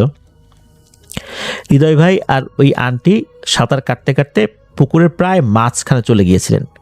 হঠাৎ করে হৃদয় ভাই উনি দেখলেন যে ওই আন্টিকে কে যেন নিচ থেকে হ্যাচকা টানে পুকুরের নিচে নিয়ে গেল। উনি তো দ্রুত সাঁতার কাটতে শুরু করলেন, এক পাড়ে আসা শুরু করলেন আর কি, চিৎকার দিচ্ছেন যে এই আন্টিরে পানিতে নিয়ে গেছে, আন্টিরে পানিতে নিয়ে গেছে। আশেপাশে সবাই এসে জড়ো হয়। ওই সময় মসজিদের দাদাও চলে আসেন, এসে বলেন ওকে মনে হচ্ছে ওই ড্যাগে নিয়ে গেছে। দাদা তখন বলেন যে হৃদয়কে নেওয়ার কথা ছিল কিন্তু পারে নাই, যেহেতু হৃদয়ের দাদার কাছে ওরা ওয়াদা করেছে। আর এই মেয়েটাকে নিয়ে গেছে কারণ এই মেয়েটা তার মা বাবার একমাত্র কন্যা সন্তান, অন্য কেউ নাই, ভাইও নাই, বোনও নাই, এই কারণে হয়তো ওকে নিয়ে গেছে। মসজিদের ওই দাদা উনিও দুর্দান্ত কিছু রুকিয়া জানতেন। উনি কিছু তেলাওয়াত করে পানিতে ক্রমাগত ফু দিতে থাকেন। আল্লাহর কি ইচ্ছা, হঠাৎ করেই ওই আন্টি মনে হলো পানির নিচ থেকে ভুস করে ভেসে উঠেছে, একদম সুস্থ জীবিত অবস্থায়। অথচ উনি ডুবে গেছেন প্রায় 15-20 মিনিট হয়ে গেছে এর মধ্যেই। সম্পূর্ণ সুস্থ অবস্থায় উনি ভেসে ওঠেন। তবে ওনার সাথে কি হয়েছিল উনি খুব যে ভালো করে বলতে পেরেছেন বিষয়টা এরকম না, কোনো কিছু একটা নিয়ে গিয়েছিল এতটুকু উনি মনে করতে পারেন। এরপরে আসলে ওনার কিছু মনে নাই, উনি সুস্থ শরীরেই ভেসে ওঠেন। আল্লাহর রহমতে ওনার কোনো ক্ষতি হয়নি আলহামদুলিল্লাহ। 2002 সালে হৃদয় ভাইয়ের বাবা সরকারি চাকরি থেকে অবসর নেন। এরপর হৃদয় ভাইয়ের পরিবার সবাই মিলে ওনার দাদাবাড়ি ত্রিশালে চলে আসেন। ঘটনার মূল বিষয়টা শুরু মূলত 2009 সালের দিক থেকে। এদিকে উনি বেশ কিছুটা বড় হয়ে গেছেন। হৃদয় ভাইয়ের বাবা মা, দাদা দাদু আর বোনদের কাছ থেকে ছোটবেলার যে সমস্ত ছোট ছোট ঘটনাগুলো আছে সেগুলো তো শুনেছেন, কি কি হয়েছিল। তখন তো এত কিছু বুঝতেন না। এখনও ওনারা কিন্তু জয়েন্ট ফ্যামিলি অর্থাৎ একসাথে ওনারা থাকেন। ওনার বাবারা 5 ভাই 2 বোন, অর্থাৎ ওনার 2 ফুপু রয়েছেন এবং 4 জন চাচা রয়েছেন। ওনার বাবা সবার বড়, একই বাড়িতে থাকেন। আর ওনার অন্য যে চাচারা, ওই চাচারা কিন্তু সরকারি বা বেসরকারি ওনারা বিভিন্ন ধরনের প্রফেশনে রয়েছেন, তারা দূরে চাকরি করেন, তো এই জন্য তারা বাইরে থাকেন। 2009 সালের 3রা জানুয়ারি ওনার আম্মা মারা যান। ওনার আম্মার জন্য আমাদেরকে দোয়া করতে বলেছেন। আল্লাহ তাআলা ওনার ভুল ত্রুটি ক্ষমা করে জান্নাতুল ফেরদৌসের মেহমান হিসেবে কবুল করুন। ওনার মা মারা যাওয়ার 6 থেকে 7 মাস পর ওনার বাবাকে একরকম জোর করেই নাকি আর একটা বিয়ে করানো হয়। তখন এই হৃদয় ভাই আর ওনার দাদি আলাদা একটা ঘরে, একটা মাটির ঘরে ঘুমাতেন আর কি। ওনার আব্বা বোন তারা অবশ্য আলাদা আলাদা তাদের জন্য জায়গা ছিল আর কি, ঘর ছিল। হৃদয় ভাই তখন ক্লাস 8-এ পড়েন, সব কিছুই বুঝতে পারেন। দাদাকে ভালো জিনে ভর করলে কোরআন তেলাওয়াত করতেন, আর খারাপ জিনে ভর করলে নাকি রুম থেকে বের করে নিয়ে কোনো গাছের উপরে তুলে ফেলতো। হৃদয় ভাই ভয় পেতেন না, ভালোই লাগতো। তবে এই খারাপ জিন ভর করলে কিছুটা ভয় পেতেন। আর এসব দেখতে দেখতে তো অনেকটা অভ্যস্তই হয়ে গিয়েছিলেন। খারাপ জিন ভর করলে ওনারা বুঝতে পারতেন। তখন নাকি দাদার রুমের দরজা বাইরে থেকে বন্ধ করে দিতেন, যাতে করে দাদাকে ওরা নিয়ে গিয়ে গাছের উপর তুলে ফেলতে না পারে। ভালো জিনেরা ভর করলে জিনেদের সাথে কথাবার্তা বলতেন, এমনকি ওরা নাকি মিষ্টিও দিত, সেগুলো হৃদয় ভাই খেতেন। দাদা দাদু হৃদয় ভাইয়ের কাছে ভীষণ প্রিয় ছিলেন। এভাবে আরও প্রায় বছরখানেক কেটে যায়। মায়ের কষ্টটা দাদা দাদু বুঝতে দিতেন না। সাল 2010, দাদা হালকা অসুস্থ হয়ে পড়লেন। দাদার রুমে তখন হৃদয় ভাই থাকতে শুরু করলেন, আর দাদাকে ওনার রুম দিলেন। 2010 সালের 14 ফেব্রুয়ারি শুক্রবার রাত 9:48 উনি দাদার রুমে পড়ছিলেন। হঠাৎ করে দাদা ডাক দিলেন, দাদার কাছে গেলেন। দাদা হৃদয় ভাইকে বললেন যে হৃদয়, আমি মারা যাব, তুই সাবধানে থাকিস। তখন উনি দাদাকে বললেন, দাদা এই সমস্ত কথা বলো না, ইনশাল্লাহ তোমার কিছুই হবে না। এই বলে হৃদয় ভাই ওখান থেকে চলে আসলেন। ঠিক 2 মিনিট পর 9:50 এরকম বাজে দাদা মারা যান। তবে দাদার মৃত্যুটা নাকি খুবই সুন্দর ছিল। উনি মৃত্যুর আগে কয়েক মিনিট যেই সময়টা পেয়েছিলেন, উনি নাকি হাসি মুখে কালেমা পড়তে পড়তে মারা গিয়েছিলেন। আর উনি যখন মারা যান তখন হৃদয় ভাইয়ের বাবার কোলেই ওনার দাদা শুয়েছিলেন। ওই অবস্থাতেই কিন্তু হৃদয় ভাইকে ডেকেছিলেন। উনি অল্প একটু কথা বলে আবার বাইরে চলে এসেছিলেন আর কি।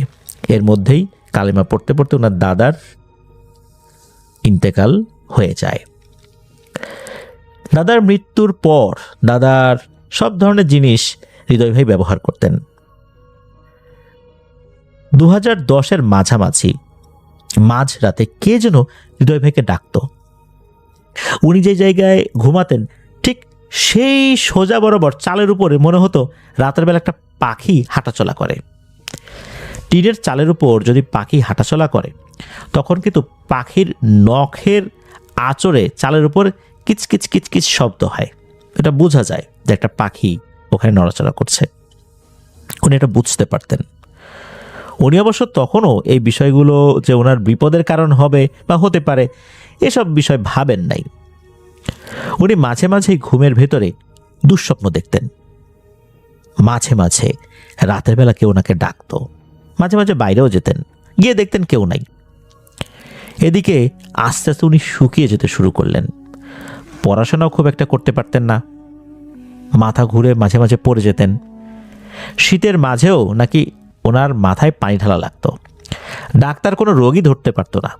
এইভাবেই কেটে যায় 2010 সাল। ওনার ছোট কাকা ওনাকে একজন ভালো ডাক্তারের কাছে নিয়ে যান।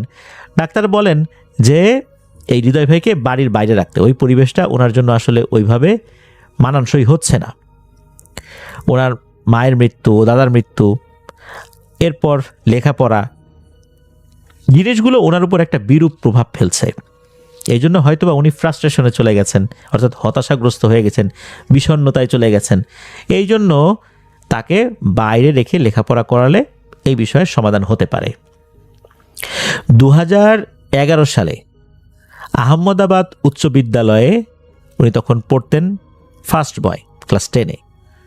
পরিবারের সিদ্ধান্তে উনি ময়মনসিংহ শহরের প্রোগ্রেসিভ কোচিংয়ে ভর্তি হন। ওনার সাথে স্কুলের সেকেন্ড বয় ওনার বন্ধু পল্লব কুমারও ভর্তি হয় আর কি। তো দুই বন্ধু ভাটিকা শহর আলিয়া মাদ্রাসা রোডে একটা বাসায় ভাড়া থাকতেন। ওনাদের কোচিং ছিল নতুন বাজার, যেটা অনেকটাই দূরে। বাড়ি থেকে আসার পর উনি এখন অনেকটাই সুস্থ। এভাবে কেটে যায় 7 থেকে 8 মাস। চলে আসলো ডিসেম্বর মাস 2011 সালের। ওনারা দুই বন্ধু বাড়িতে যাবেন। পকেটে বেশি টাকাও নাই যে বাই রোডে যাবেন, তাই ভাবলেন রাতের ট্রেনে বাড়িতে যাবেন। পরে হয় যে এর বাড়িতে না হয় অর্থাৎ ওই পল্লব কুমারের বাড়িতে, না হলে এই হৃদয় ভাইদের বাড়িতে দুজন মিলে রাত কাটিয়ে দেবেন, যেটা সুবিধা হয় আর কি। তো যেভাবে সেই কাজ। ওনারা রেল লাইন ধরে হেঁটে হেঁটে রাত 8টায় ময়মনসিংহ রেলওয়ে স্টেশনে গিয়েছেন। রাত 10টা একটা ট্রেন ছিল, সেটা ওনাদের আহমদবাড়ি স্টেশনে থামতো আর কি। তো স্টেশন মাস্টারকে ওনারা জিজ্ঞেস করলেন ট্রেন কখন আসবে। তখন উনি বললেন যে ট্রেনটা লেট হয়েছে, রাত 2টার দিকে আসবে। ওনারা তো ভয় পেলেন, এত রাতে বাড়িতে যাব। পরে দুজন মিলে পরামর্শ করলেন যে ট্রেন যে আসবে তো স্টেশনে তো থামবেই, তা রাত হলে সমস্যা কি। ওই সময় 4টা কলা কিনে প্ল্যাটফর্মে বসে রইলেন। ট্রেন আসলো রাত 2:20-এর দিকে। ট্রেনে উঠলেন, ট্রেন ছাড়লো রাত 2:40-এ। 10 মিনিট ওয়েট করেছিল ট্রেনটা ওই স্টেশনে। তো ট্রেনের যিনি টিটি উনি যখন আসেন জিজ্ঞেস করে তোমাদের টিকিট কোথায়, কোথায় যাবা?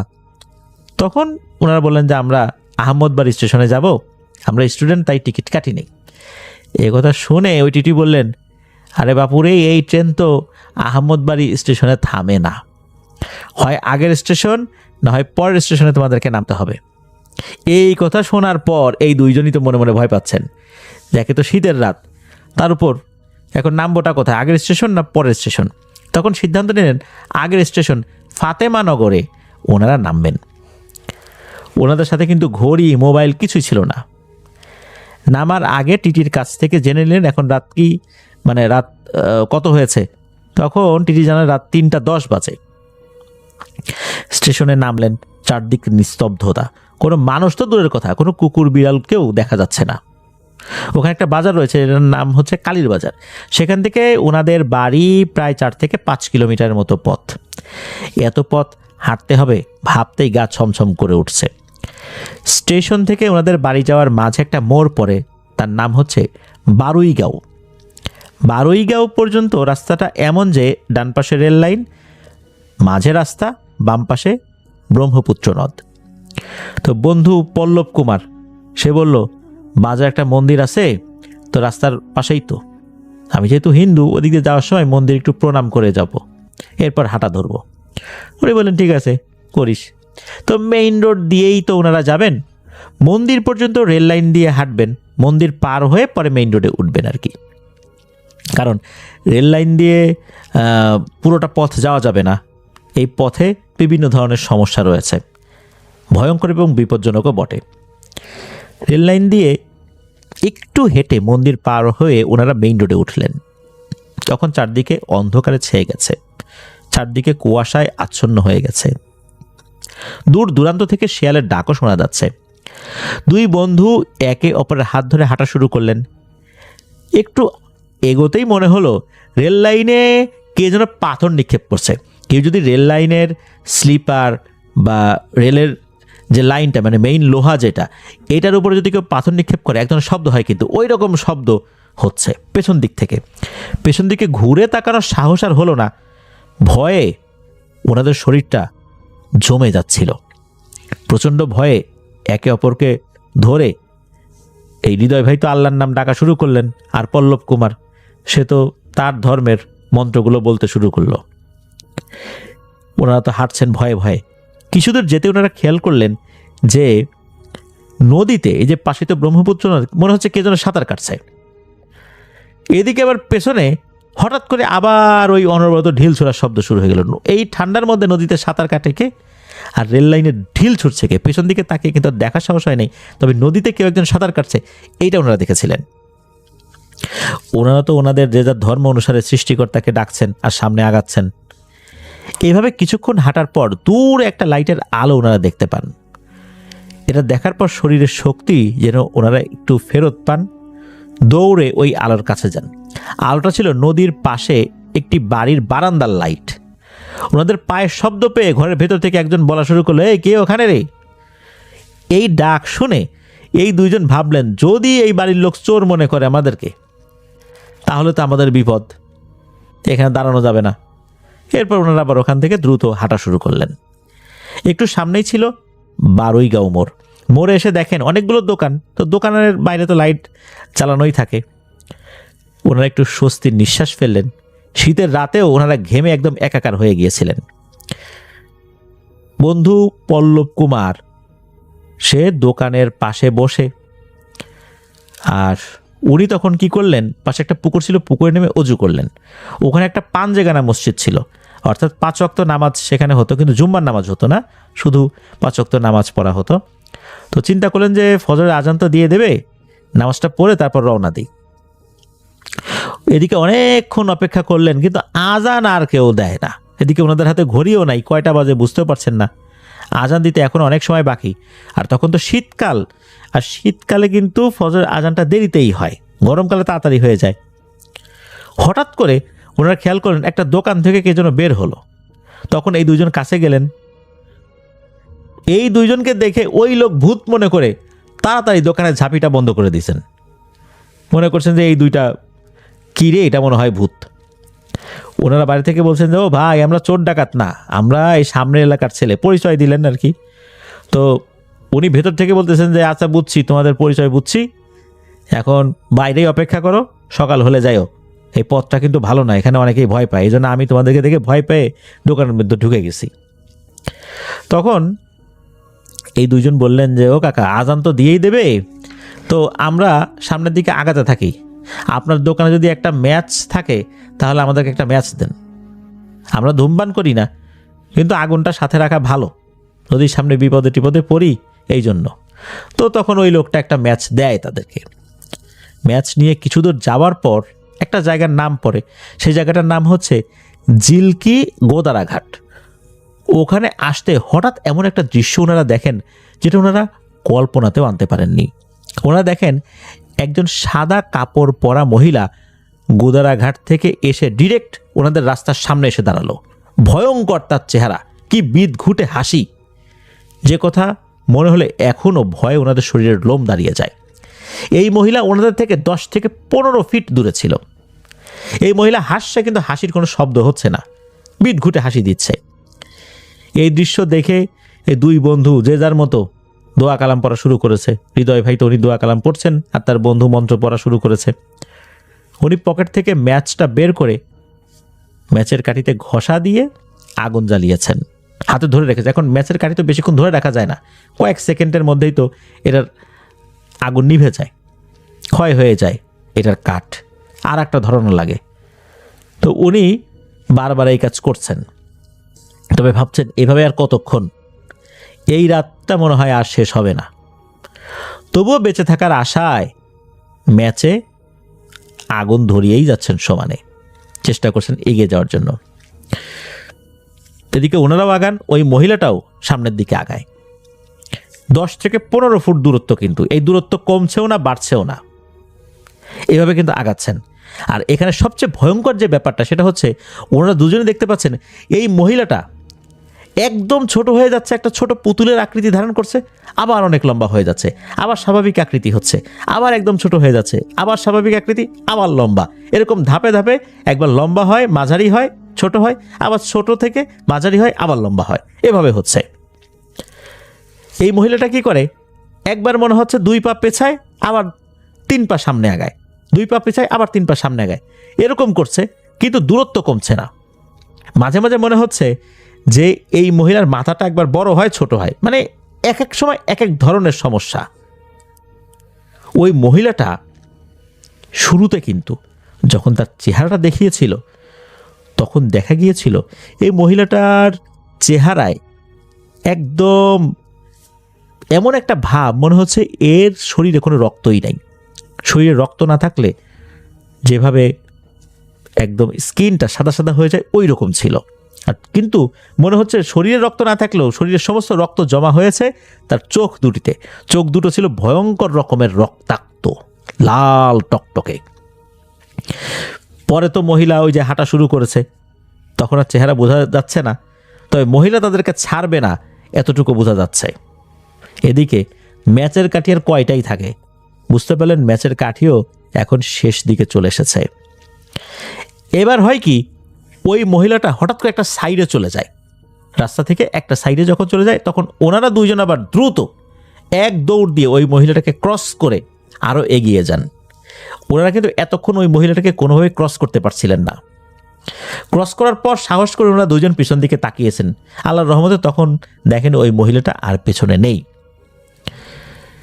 এদিকে যখন দেখেছেন যে এই মহিলাটা নাই, তখন সামনের দিকে দিয়েছেন দৌড়। কোন দিকে দৌড় দিয়েছেন এটার বুঝতে পারছেন না, তবে একটু দৌড় দিয়েই ওনারা বুঝতে পারলেন পাশে একটা জায়গা থেকে আজানের ধ্বনি ভেসে এসেছে, কারণ ওই পাশেই একটা মসজিদ ছিল, মাত্রই ফজরের আজান দিয়েছে। এরপর ওখানে ওনারা বসেন, ফজরের আজান হলো, নামাজ হলো, যখন একটু সকাল হলো, এরপর ওনারা বাড়িতে চলে যান। বাড়িতে যাওয়ার পর অবশ্য কাউকে কিছু বলেন নাই। দুপুরের দিকে ওনার দাদি হৃদয় ভাইকে ডাকলেন, তো চেহারা দেখেই বুঝেছেন যে রাতে ভয় টয় পেয়েছেন আর কি। যখন দাদিকে সব কথা বললেন, তখন দাদু বড়ই পাতা, গরম পানি এগুলো দিয়ে ওনাকে গোসল করে দিয়েছিলেন। ওনার সাথে প্যারানরমাল ঘটনার যে শুরুটা হলো এখনও চলমান রয়েছে।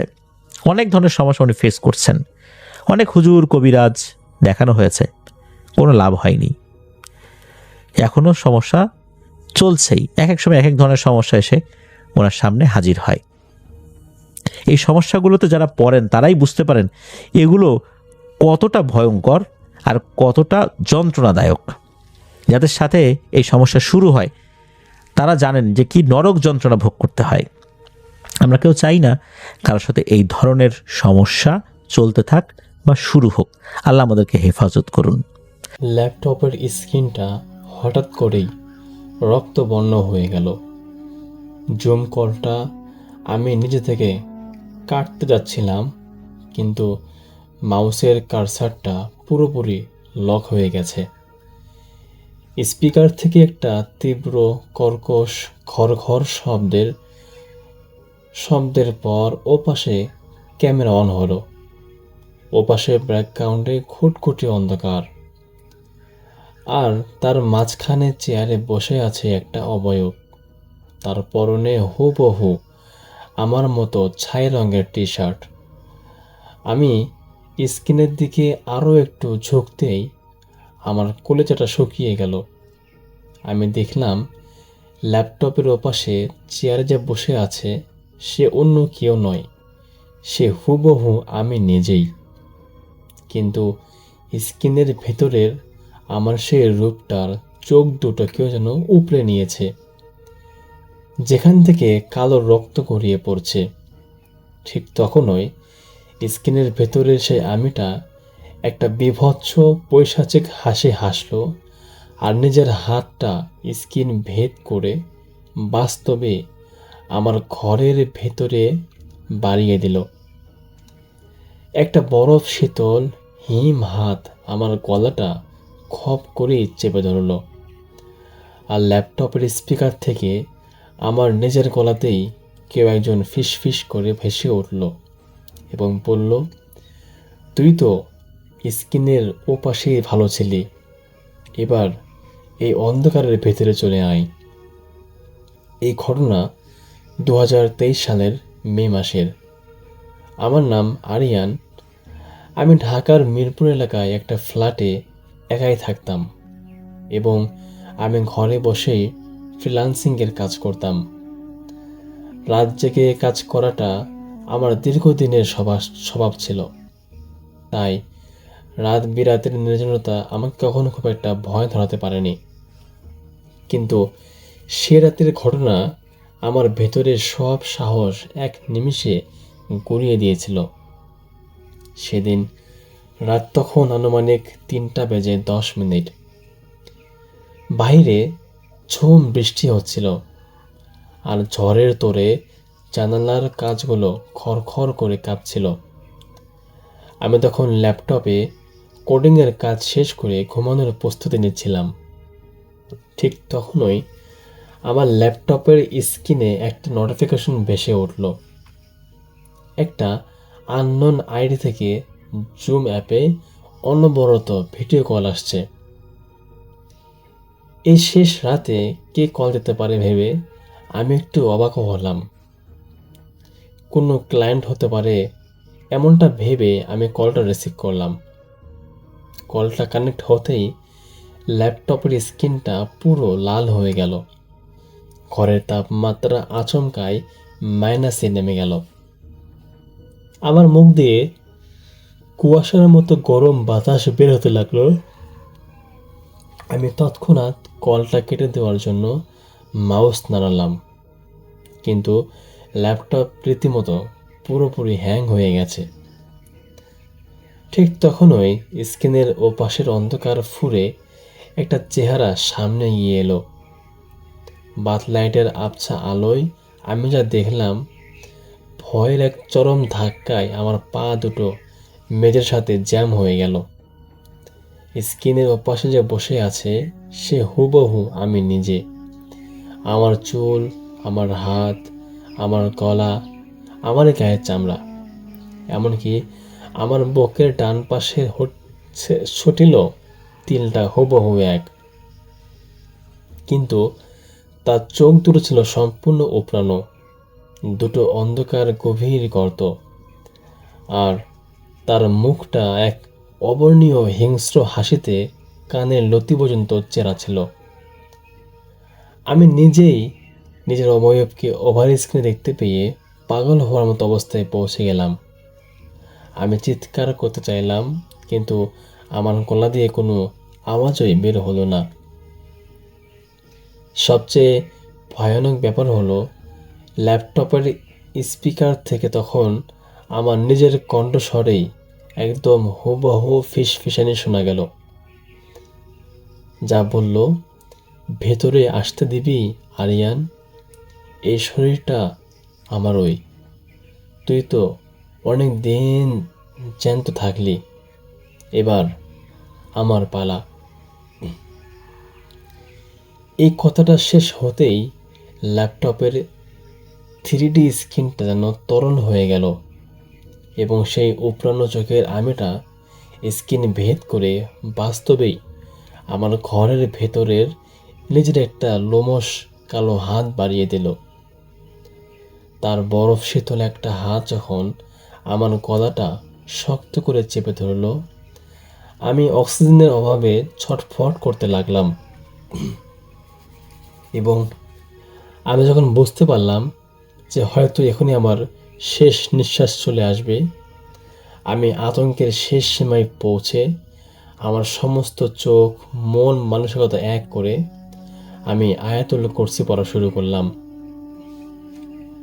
আয়াতুল কুরসি এবং সূরা নাস পড়তে পড়তে আমি দেখলাম একটা বিকট শব্দ হলো এবং একটা খুব জোরে ঝটকা লাগলো। এক ঝটকার মধ্যে সেই অবয়বটা মুহূর্তের মধ্যেই হারিয়ে গেল এবং আমি সেখানেই অচেতন অবস্থায় মেঝেতেই পড়ে গেলাম এবং আমি সেখানেই জ্ঞান হারিয়ে ওখানেই পড়ে থাকলাম। পরদিন দুপুরে আমার এক বন্ধু আমাকে ফোনে না পেয়ে, আমার কোনো খোঁজ খবর না পেয়েই আমার ফ্ল্যাটের ডুপ্লিকেট চাবি দিয়ে ঘরে ঢুকে আমাকে ল্যাপটপের সামনে অজ্ঞান অবস্থায় আবিষ্কার করে। ল্যাপটপের স্ক্রিনটা পুরো জ্বলে গিয়েছিল আর আমার গলায় সেই রাতে চেপে ধরা 5টা আঙ্গুলের কালচে নীল দাগ বসে গিয়েছিল। তারপর সে আমাকে হসপিটালে ভর্তি করে দেয়। আমার প্রায় 3 দিন পর জ্ঞান ফিরছিল। যদিও এখন আমি সুস্থ, কিন্তু ওই রাতের পর থেকে আমি ল্যাপটপ বা মোবাইলের ফ্রন্ট ক্যামেরার দিকে তাকাতেও ভয় পাই, কারণ না জানি যখনই কোনো ভিডিও কলে রিংটন বাজে আমার মনে হয় যে স্ক্রিনের ওপাশের অন্ধকার থেকে সেই শূন্য চোখের অবয়বটা আমার দিকে হাত বাড়িয়ে দিয়ে ফিসফিস করে বলছে, পরের ভিডিও কলে কিন্তু আমি তোর কাছে আসছি, তাই সাবধানে থাকিস। তো এই ছিল ভাই আজকের ঘটনা। আশা করছি আপনাদের ভালো লেগেছে। যদি ভালো লাগে আপনারা অবশ্যই লাইক কমেন্ট শেয়ার করবেন এবং দেখা হবে পরবর্তী কোনো এপিসোডে। ততক্ষণ পর্যন্ত আজকের মতো এখানে কথা না বাড়িয়ে বিদায় নিচ্ছি। এই পৃথিবীতে অসংখ্য ভয়ঙ্কর ভয়ের ঘটনা আছে। কিছু কিছু ঘটনা আছে যেগুলোর রহস্য কখন খুঁজে পাওয়া যায় না। শ্রোতা বন্ধুরা, আমি সামির আনসার এখন যে ঘটনাটা শেয়ার করতে যাব এটা তেমনই একটা ঘটনা। এটা আমাকে পাঠিয়েছেন কাতার থেকে ইমরান মির্জা ভাই।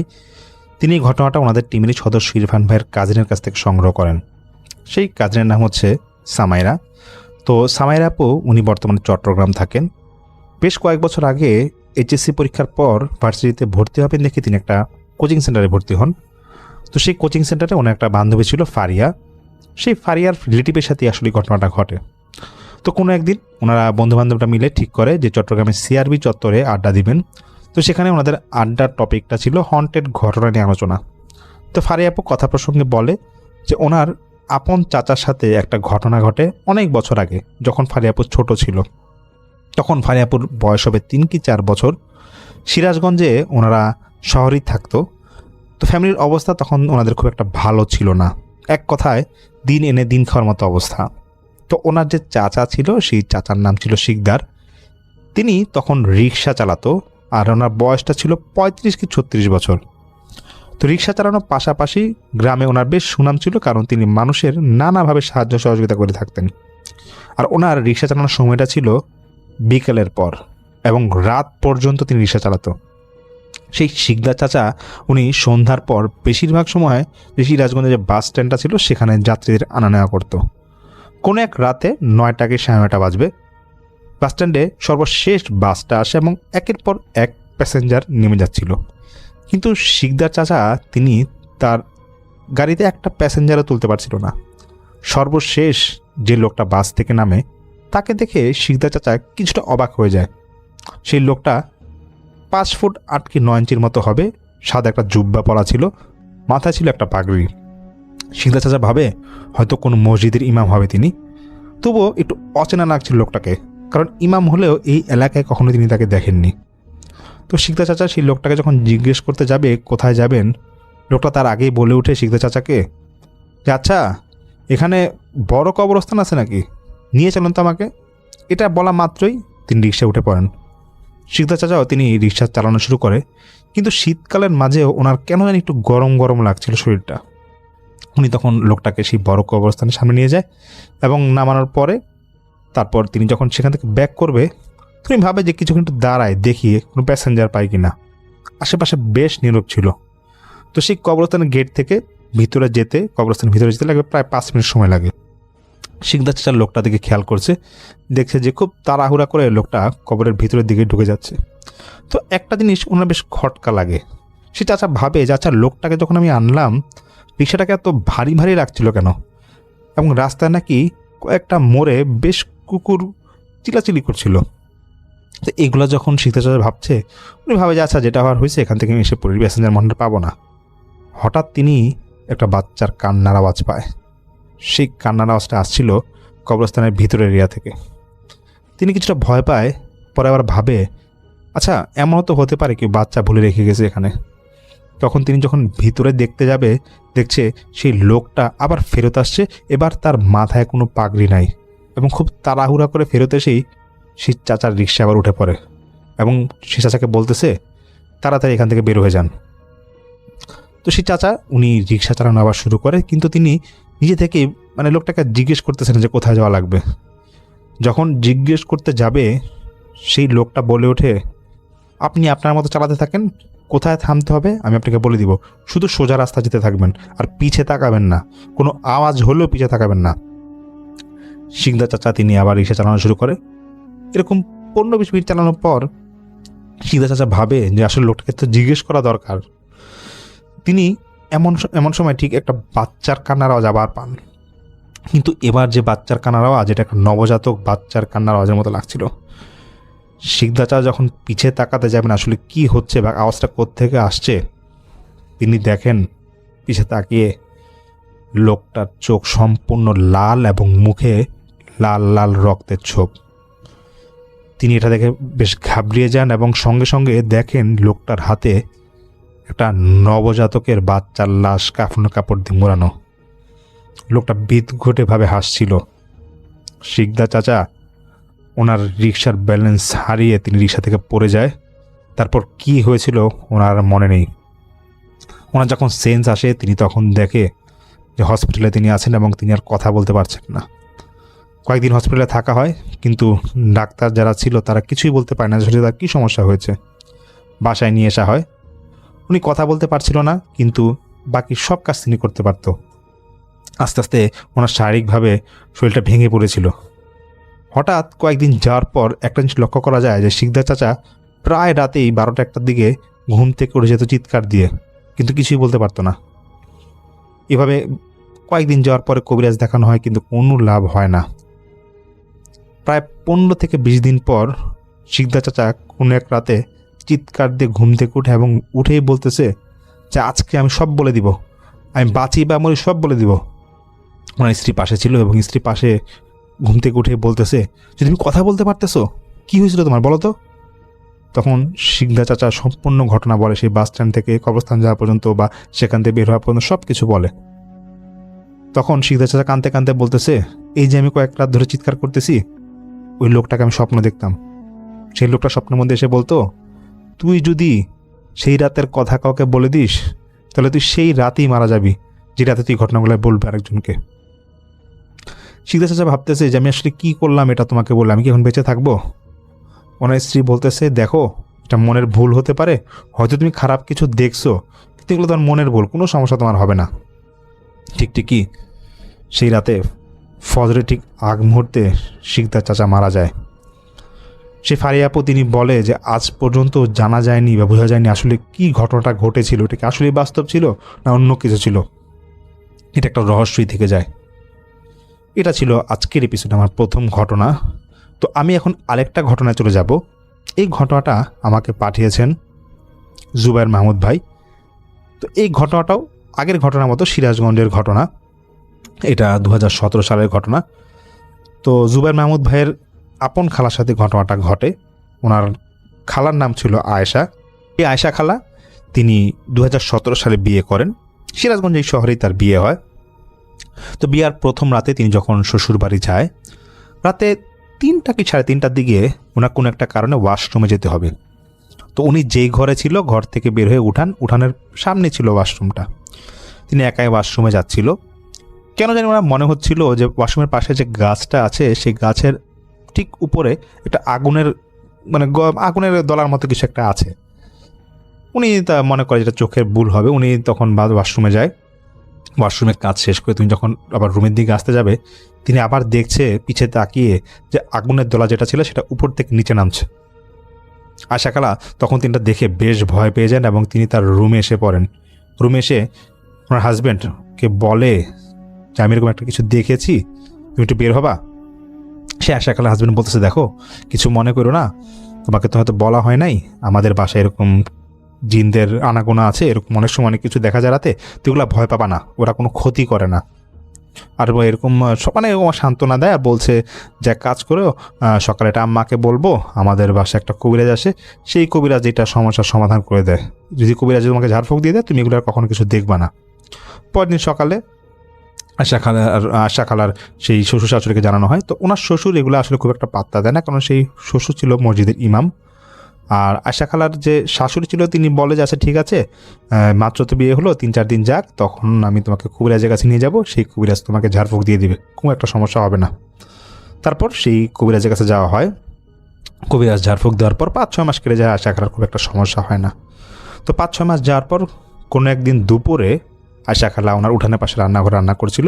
ওনার শাশুড়ি উঠানেই কাজ করছিল, আর ওনার শ্বশুর ছিল ওনাদের ভিতরের রুমে।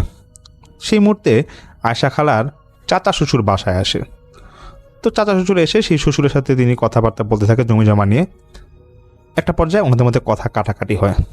কথা কাটাকাটিটা এমনভাবে চলে যায় যে আয়শা খালার শাশুড়ি শ্বশুর সেই চাচা শ্বশুরের মধ্যে বেশ ঝগড়াঝাটি হয় এবং সেই চাচা শ্বশুর আয়শা খালার শ্বশুর শাশুড়িকে মারতে আসে। এমন সময় আয়শা খালা সেই চাচা শ্বশুরকে একটু শাসায় এবং বলতেছে যে আপনি যেখানে আসছেন এরকম কেন করতেছেন, এটা তো আপনার মুরব্বী। এক কথা দুই কথায় মানে হাতাহাতির মতো অবস্থা হয়ে যায়। তখন সেই চাচা শ্বশুর কথায় কথায় বলতেছে যে তুমি তো নতুন বউ, এই বাড়িতে আসছো, তুমি তো কিছুই জানো না। আচ্ছা ঠিক আছে, তুমি কীভাবে এই বাড়িতে টিকে থাকো তোমাকে দেখা যাবে। তখন আয়শা খালা উনি তার চাচা শ্বশুরকে খুব বাজেভাবে গালাগালি করে এবং তারপর বলে যে আপনি বাসা থেকে বের হয়ে যান, কীভাবে কী করতে হবে এটা আমি দেখে নিব। খুব বাজেভাবে ওনাদের মধ্যে কথাবার্তা হয়। তো সেই চাচা শ্বশুরও খুব শাসায় যায় ওনাকে। তো বলতেছে যে তুমি কীভাবে টিকে থাকো এটা আমি দেখবো, আমাকে আর ভয় দেখাবে না। তারপর চলে যাওয়ার পর দিন কয়েকদিন ভালোই যাচ্ছিল। তো আয়শা খালার মধ্যে কিছুটা পরিবর্তন দেখা যায় 3-4 দিন যাওয়ার পর। ওনার শ্বশুর শাশুড়ি ভাবছিল যে হয়তো আয়শা খালার উপরে জিনে আসর করেছে, কিন্তু তবুও তারা ভাবে যে জিনে আসর করলো নাকি আসলে শারীরিক সমস্যা আসলে বুঝতে পারছি না। সেই কবিরাজকে আবার দেখানো হয়। সে কবিরাজ এমনি বলে যে 3টা জিন মনে হয় ওনাকে আসর করছে, আচ্ছা সমস্যা নাই, ঠিক হয়ে যাবে, এগুলা আমি ঝাড়ফুঁক দিয়ে দিচ্ছি। কয়েকদিন যায়, খুব একটা সমস্যা আসলে হয় না। তো এরকম 1 মাস যাওয়ার পর আয়শা খালা প্রেগনেন্ট হয়ে যায়। তো প্রেগনেন্ট হয়ে যাওয়ার পর তিনি এরকম, ওনার তো শারীরিকভাবে এমনিতে অসুস্থ ছিল, তো ওনার মধ্যে কিছু একটা পরিবর্তন আসে। প্রতি রাতেই উনি নিজে থেকে চিৎকার দিয়ে উঠত, নিজের গলা নিজেই চাপ দিয়ে ধরতো এবং নিজের গলা যখন নিজে চাপ দিয়ে ধরতো, আশেপাশের মানুষ যখন ওনাকে ছুটাতে আসতো তখন দেখা যেত যে গলায় আঙ্গুলের দাগ বসে গেছে। এবার সবাই বুঝে যায় যে হয়তো জিনের কারণে এই সমস্যাগুলো হচ্ছে। যখন কবিরাজ দেখানো হয়, কবিরাজ দেখানোর পর কবিরাজ আবার ঝাড়ফুঁক দেয়। 2-1 দিনের মাঝে সংবাদ আসে যে আয়শা খালার যে বাচ্চাটা আছে সে নষ্ট হয়ে গিয়েছে। তখন আয়শা খালার সেই কবিরাজ তখন সে বলতেছে আবার, তখন যার কাছে যখন নেওয়া হয় সে বলতেছে আসলে জিনটা এত বাজেভাবে অ্যাটাক করছে যে আসলে বাচ্চাটাকে শেষই করে দিল। তো সেই কবিরাজ এটাও বলতেছে দেখেন যে জিনগুলো এখানে আছে সেটা ছাড়ানোর উপায় তো আসলে আমার কাছে নাই, আমি শুধু নর্মাল ঝাড়ফুঁক দিলে একটু হয়তো তার জ্বালা যন্ত্রণা একটু কমবে। এইভাবে চলছিল। 5 মাস পর আয়শা খালার আবার প্রেগনেন্ট হয়। এবারও তার বাচ্চাটা নষ্ট হয়ে যায়, কিন্তু সমস্যাটা হয়ে দাঁড়ায় যে বাচ্চাটা নষ্ট হয়ে যাওয়ার পাশাপাশি ওনার মেয়েলি কিছু সমস্যা দেখা দিচ্ছিল। এদিকে ওনার বাবা মার আয়শা খালার আব্বা আমার বাড়িতে কিছুই জানানো হয়নি। তো তারপর সেরকম যখন তিনি অসুস্থ হয়ে যাচ্ছিল, তখন সিরাজগঞ্জের ডাক্তার যারা ছিল তারা বলছে যে আচ্ছা দেখেন, এখানে তো আসলে খুব একটা ভালো ট্রিটমেন্ট করা হবে না, আপনি এক কাজ করেন, বগুড়ায় সদরে নিয়ে যান, ওখানে হসপিটালে ভর্তি করান। তো সেই হসপিটালে আয়শা খালাকে ভর্তি করানো হয়। তারপর ওনার বাবা মা আসেন, আসার পর এক কথায় দুই কথায় খবর পেয়ে যায় যে আসলে আয়শা খালাকে এরকম জিনের সমস্যা করেছে। তো ওনারা বেশ রেগে যায়, গিয়ে বলতেছে এরকম সমস্যা হয়েছে। সে আয়শা খালার হাজবেন্ডকে বলতেছে যে তুমি আগে কেন আমাদেরকে বললা না। যাই হোক, এরকম অবজারভেশনে ডাক্তার কয়েকদিন রাখে। অদ্ভুত সমস্যা হচ্ছে যে ওনার শরীর থেকে প্রচণ্ড ব্লাড যাচ্ছিল এবং তার পাশাপাশি হাতের তালুতে প্রচণ্ড চুলকানি এসে পড়ে। এগুলো যখন হচ্ছে তখন ডিডি ডাক্তার বলে দেখুন আসলে ওনার তো রক্ত শূন্যতা, এই জন্য হয়তো এমন হতে পারে। তো এদিকে তো ওনার আব্বা মা খুব খেপা যে কেন তাদের মেয়ের জামাই এই কথাগুলো বললো না, জিনের সমস্যাগুলো বললো না, তাহলে তো তারা আগে এরকম হুজুর দেখাতে পারতো।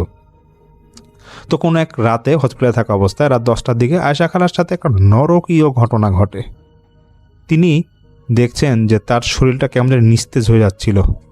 এর মধ্যেই 3টা জিন এসে হাজির হয় এবং 3টা জিন ওনার উপর হাজির হয়ে এক একজন এক এক কথা বলতেছে।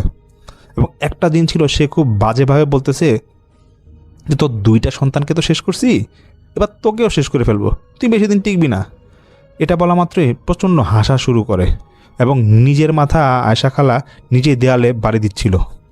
এটা নাকি ফজর পর্যন্ত চলে। হসপিটালে যারা ছিল, আমার আব্বা আম্মা এবং অন্যান্য যারা ছিল, তারা নাকি দেখে বেশ ভয় পেয়ে যায়।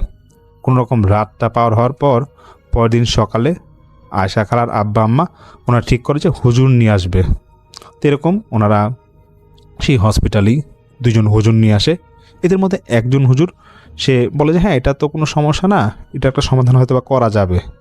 তো সেই হুজুর কিছুটা ঝাড়ফুঁক দেয়, দেওয়ার পর মোটামুটি সমস্যা দেয় এবং 3-4 দিন পর আয়শা খালা সেই হসপিটাল থেকে রিলিজ নিয়ে এসে পড়ে এবং রিলিজ নিয়ে আসার পর তিনি তার বাবা মার কাছে চলে যায়, মানে কয়েকদিন সেখানে এসে থেকে আসবে আর কি। আয়শা খালা এরকম ওনার আব্বা আম্মার কাছে যাওয়ার পর আবার কয়েকদিন পর ওনার মাঝে সমস্যাটা শুরু হয়। এবার আবার জিন আসে এবং কোনো এক রাতে তখন আয়শা খালা নিজের মাথা নিজের দেয়ালে বাড়ি দিচ্ছিল এবং নিজের চুল নিজে ছিঁড়ছিল। যিনি আমাকে ঘটনা পাঠিয়েছেন জুবাইর মাহমুদ ভাই, তিনি নাকি তখন সেখানে উপস্থিত ছিল। তিনি দেখে যে তার আয়শা খালা নিজের নখ দিয়ে নিজের শরীরে খামচি মারছে এবং মাংস তৈরি ফেলছে। এগুলো যখন হচ্ছিল তখন ওরা নাকি বেশ ভয় পেয়ে যায়।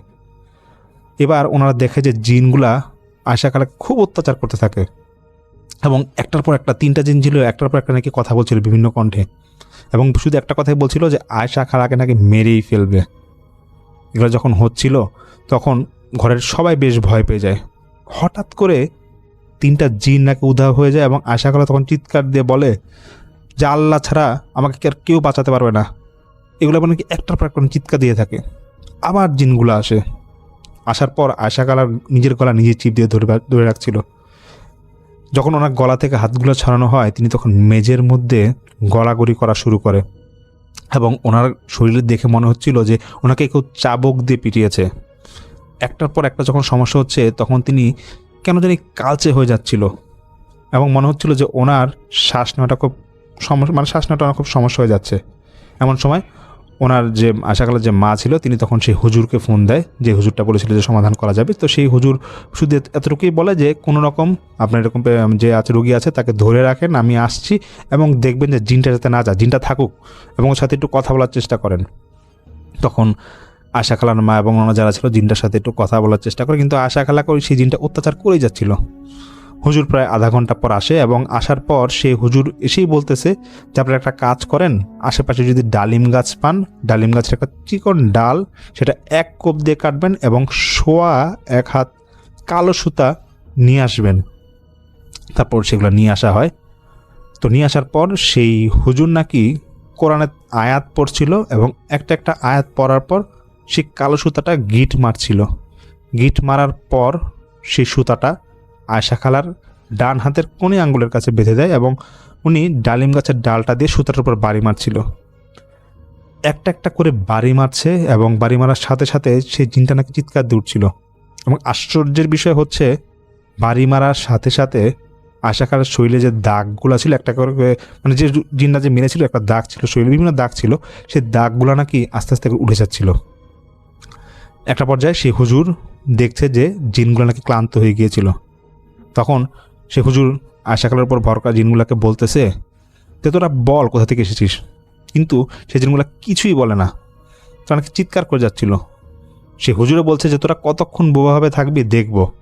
হুজুর যখন সে সুতার উপর একটানা অঝরে বাড়ি দিয়ে থাকে তখন জিনগুলা নাকি খুবই ছটফট করে। তখন সামান্য পান এবং চূর্ণের সাথে কিছু একটা মিশায় আয়শা খালার নাকের সামনে ধরা হয়। তখন সেই আয়শা খালার ভিতরে থাকা জিনগুলো বলে ওঠে যে আমরা তো এখানে ইচ্ছা করে আসি নাই, আমাদেরকে তো এখানে পাঠানো হয়েছে। তখন সে হুজুর বলে কে পাঠাইছে বলতো? সেই জিনগুলা বলতেছে যে আমাদের সর্দার বলবে। তো তিনজনের মধ্যে যে একটু বয়স্ক জিন ছিল সে বলতেছে ওই যে মনে নাই আয়শার যে একটা চাচা শ্বশুর আছে, একবার নাকি ঝগড়া করছিল, সেই লোকই তো পাঠাইছে আমাদেরকে, এর জন্যই তো আমরা এখানে আসছি। তখন সেই হুজুর বলতেছে কোন চাচা শ্বশুর, নাম বলতো। নাম বলা হয়, পরিবারের যে বাকি সদস্যরা ছিল তারা বুঝে যায় যে আসলে কবে কোন কারণে এই জিনগুলোকে পাঠানো হয়েছে। তখন সেই হুজুর বলতেছে ঠিক আছে পাঠাইছে, কোনো সমস্যা নেই, এখন তো এখানে চলে যেতে হবে। জিনগুলো বলতেছে যে না, আমরা এখান থেকে যেতে পারবো না। এক কথা দুই কথা নাকি জিনদের সাথে খুব তর্কাতর্কি হয়। তখন একটা বোতল ম্যানেজ করতে বলা হয় এবং সেই বোতলের ভিতর 3টা জিনকে সেই হুজুর ভরে ফেলে। আর সেই চাচা শ্বশুর এটা করতেই পারে কারণ তিনি একজন কবিরাজ ছিলেন, তিনি নাকি এরকম জিন চালান দিত। যাই হোক, সেই জিনগুলোকে বোতলবন্দি করা হয় এবং বোতলবন্দি করার পরে সেই হুজুর আশা খালার যে হাজবেন্ড ছিল তাকে বলতেছে যে বোতলটা আপনাদের ঘরে রেখে দিবেন এবং যদি সময় হয় কোনো একটা সময় এটা কোনো একটা কবরস্থানে গিয়ে বোতলটা পুঁতে দিবেন, মাটির নিচে পুঁতে দিবেন, দেখবেন এটা সমস্যা হবে না। তবে এটা আপাতত করা দরকার না, আরও পরে করেন, আর বোতলটা খুব সেফ রাখবেন যাতে এটা না ভাঙে। এদিকে তো তারপর আর আশা খালার খুব একটা সমস্যা হয় না, সেই হুজুর সেখান থেকে চলে যায়। কয়েকদিন পর কোনো একটা কারণে সেই আয়শা খালার যে হাজব্যান্ড ছিল তিনি সেই বোতলটা মানে ওনার হাত থেকে পড়ে যায় এবং বোতলটা ভেঙে যায়। ভেঙে যাওয়ার পর আয়শা খালা আবার অসুস্থ হয়ে পড়ে। এদিকে আয়শা খালার যে চা শ্বশুর ছিল তাদের সাথে খুব একটা সম্পর্ক ভালো ছিল না দেখে ওনাকে কিছু বলাও যাচ্ছিল না। একবার নাকি ওনাকে বলা হয়েছিল এটাকে আপনি নাকি জিন চালান দিয়েছেন, যে সেই লোক তিনি অস্বীকার করেন। এদিকে আয়শা খালা আবার অসুস্থ হয়ে যেতে থাকে। এবার সেই হুজুর বলতেছে যে দেখেন কি আর করা, এটা তো আপনাদের ভুলের কারণে জিনগুলো বের হয়ে গেছে, এখন তো আমি এখান থেকে কিছু আর করতে পারবো না। তো আয়শা খালার হাজব্যান্ড উনি তার চাকরির সুবাদে তখন মানিকগঞ্জ চলে যায়। তো এরকম তো মাঝে মাঝে তার সমস্যা হচ্ছিল। তখন মানিকগঞ্জে এক কবিরাজের কাছে নিয়ে যাওয়ার পর সেই কবিরাজ বড় মাপের কবিরাজ ছিল, তো তিনি আয়শা খালাকে এরকম একদিন ডাকার পর সব ঘটনা শোনার পর সেই কবিরাজও বলে যে হ্যাঁ এটা তো সেই চাচা শ্বশুর এই লোকটাই করছে। তো এখন দেখেন এই জিনগুলোকে একমাত্র মেরে ফেলা ছাড়া কোনো উপায় নাই, এগুলো তো খারাপ জিন, এগুলাকে না মারা পর্যন্ত এরা আপনার সমস্যা করেই থাকবে। তো সিদ্ধান্ত নেয় যে জিনগুলোকে মেরে ফেলবে। তখন আয়শা খালার হাজব্যান্ড এবং আয়শা খালা ওনারা সেই কবিরাজের সামনে বসার পর কবিরাজ 3টা মোমবাতি সামনে রাখেন এবং সেই খালু দেখছে যে মোমবাতিগুলোর সামনে কবিরাজারি ঝাড়ফুঁকের মতো জিনিস একটা পড়ছিল, মানে দুটো পড়ছিল এবং মোমবাতিগুলোতে ফু দিচ্ছিল এবং মোমবাতিগুলো নিভে যাচ্ছিল। আবার মোমবাতি জ্বালায়, এরকম কয়েকবার নিভে জ্বালানোর পরে তখন একবার যখন নিভে যায় তখন যখন আবার মোমবাতি জ্বালানো হয় তখন দেখা যায় যে ছাইয়ের মতো কিছু একটা পড়ে আছে। তখন সে কবিরাজ বলছে আয়শা খালা এবং সে খালুকে বলছে যে এই যে দেখতেছেন সামনে ছায়ের মধ্যে এগুলো পড়ে আছে, এই জিনগুলোকে এখন মাত্র শেষ করলাম, এটা মাটি চাপা দিতে হবে। তখন কবিরাজ বলে যে আমি নিজে মাটি চাপা দিয়ে দেবো, কোনো সমস্যা নেই, আর 5 ওয়াক্ত নামাজ পড়বেন, আল্লাহর নামাজ দেখবেন ঠিক হয়ে গেছে। তারপর মানে এটা এই যে কবিরাজের সাথে যে ঘটনাটা ঘটে, মানিকগঞ্জে যে কবিরাজের সাথে ঘটনাটা ঘটে, এটা 1-1.5 বছর আগের ঘটনা। তারপর নাকি আয়শা খালা তিনি সম্পূর্ণ সুস্থ হয়ে যায়, তার সাথে আর কোনো ঘটনা আর ঘটেনি। তো অসংখ্য ধন্যবাদ জুবায়ের মাহমুদ ভাইকে এই ঘটনাটা পাঠানোর জন্য। একটা ওনার বাস্তব ঘটনা উনি শেয়ার করেছেন যেটা ওনার খালার সাথে ঘটেছিল। তার আগে যে ঘটনা পাঠিয়েছেন ইমরান মির্জা ভাই, ওনাকে অসংখ্য ধন্যবাদ। ইরফান ভাইটা সংগ্রহ করেছেন, ওনাকে অসংখ্য ধন্যবাদ।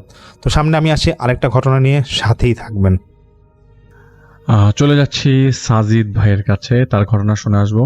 আসলে আমরা আপনাদেরকে একটা ছোট্ট ইনফরমেশন দিতে চাই যে বৌদ্ধ ধর্মাবলম্বীর যে মেয়েটির ঘটনা আমাদের কাছে এসছে সেটা পুরোপুরি না আসার কারণে আমরা তা এই এপিসোডে শেয়ার করতে পারছি না। তবে এতটুকু আপনাদেরকে বলছি যে আমরা সেটা শেয়ার করবো নেক্সট এপিসোডে। অবশ্যই আশা করছি তার মধ্যে চলে আসবে ঘটনাটা, এবং ঘটনাটা বেশ জমজমাট একটি ঘটনা, সুতরাং মিস করবেন না আশা করছি। এবং আমরা চলে যাব সরাসরি সাজিদ হাসান ভাইয়ের কাছে তার ঘটনা শুনে আসার জন্য, এবং আমাদের সাথে শেষ পর্যন্ত থাকবেন যাতে আপনাদের কাছে আমরা আহ, ভালো ভালো আরও কিছু ঘটনা দিতে পারি এবং আপনারা সবাই মনোযোগ সহকারে প্রত্যেকটি ঘটনা শুনবেন, এই প্রত্যাশা।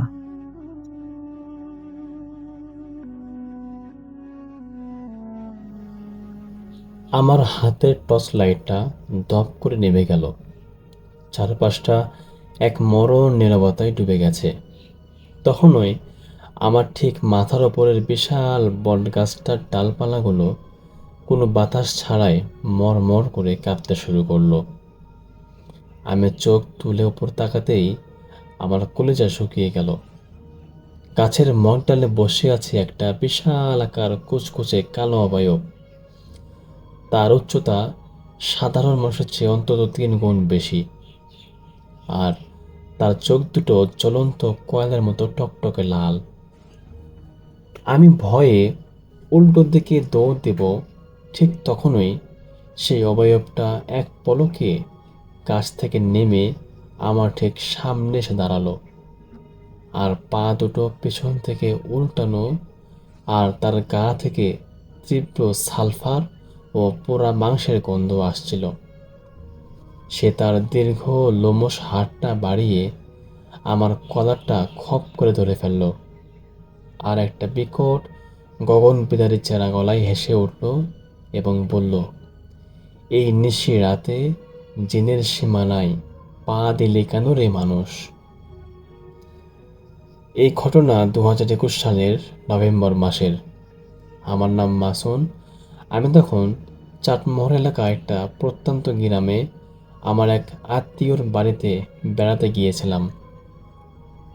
গ্রামটা ভীষণ শান্ত ছিল, কিন্তু ওখানকার একটা বিশেষ জায়গা নিয়ে মানুষের মনে তীব্র আতঙ্ক ছিল।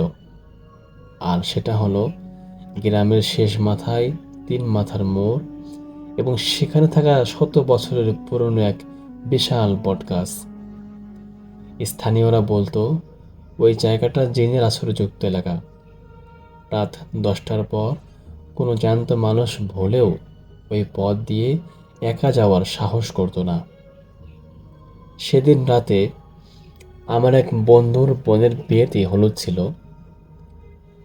তো যেহেতু গায়ে হলুদ ছিল, তাই অনুষ্ঠান শেষ করে যখন আমি একা মামার বাড়ির উদ্দেশ্যে রওনা হলাম, রাত তখন আনুমানিক 2:30।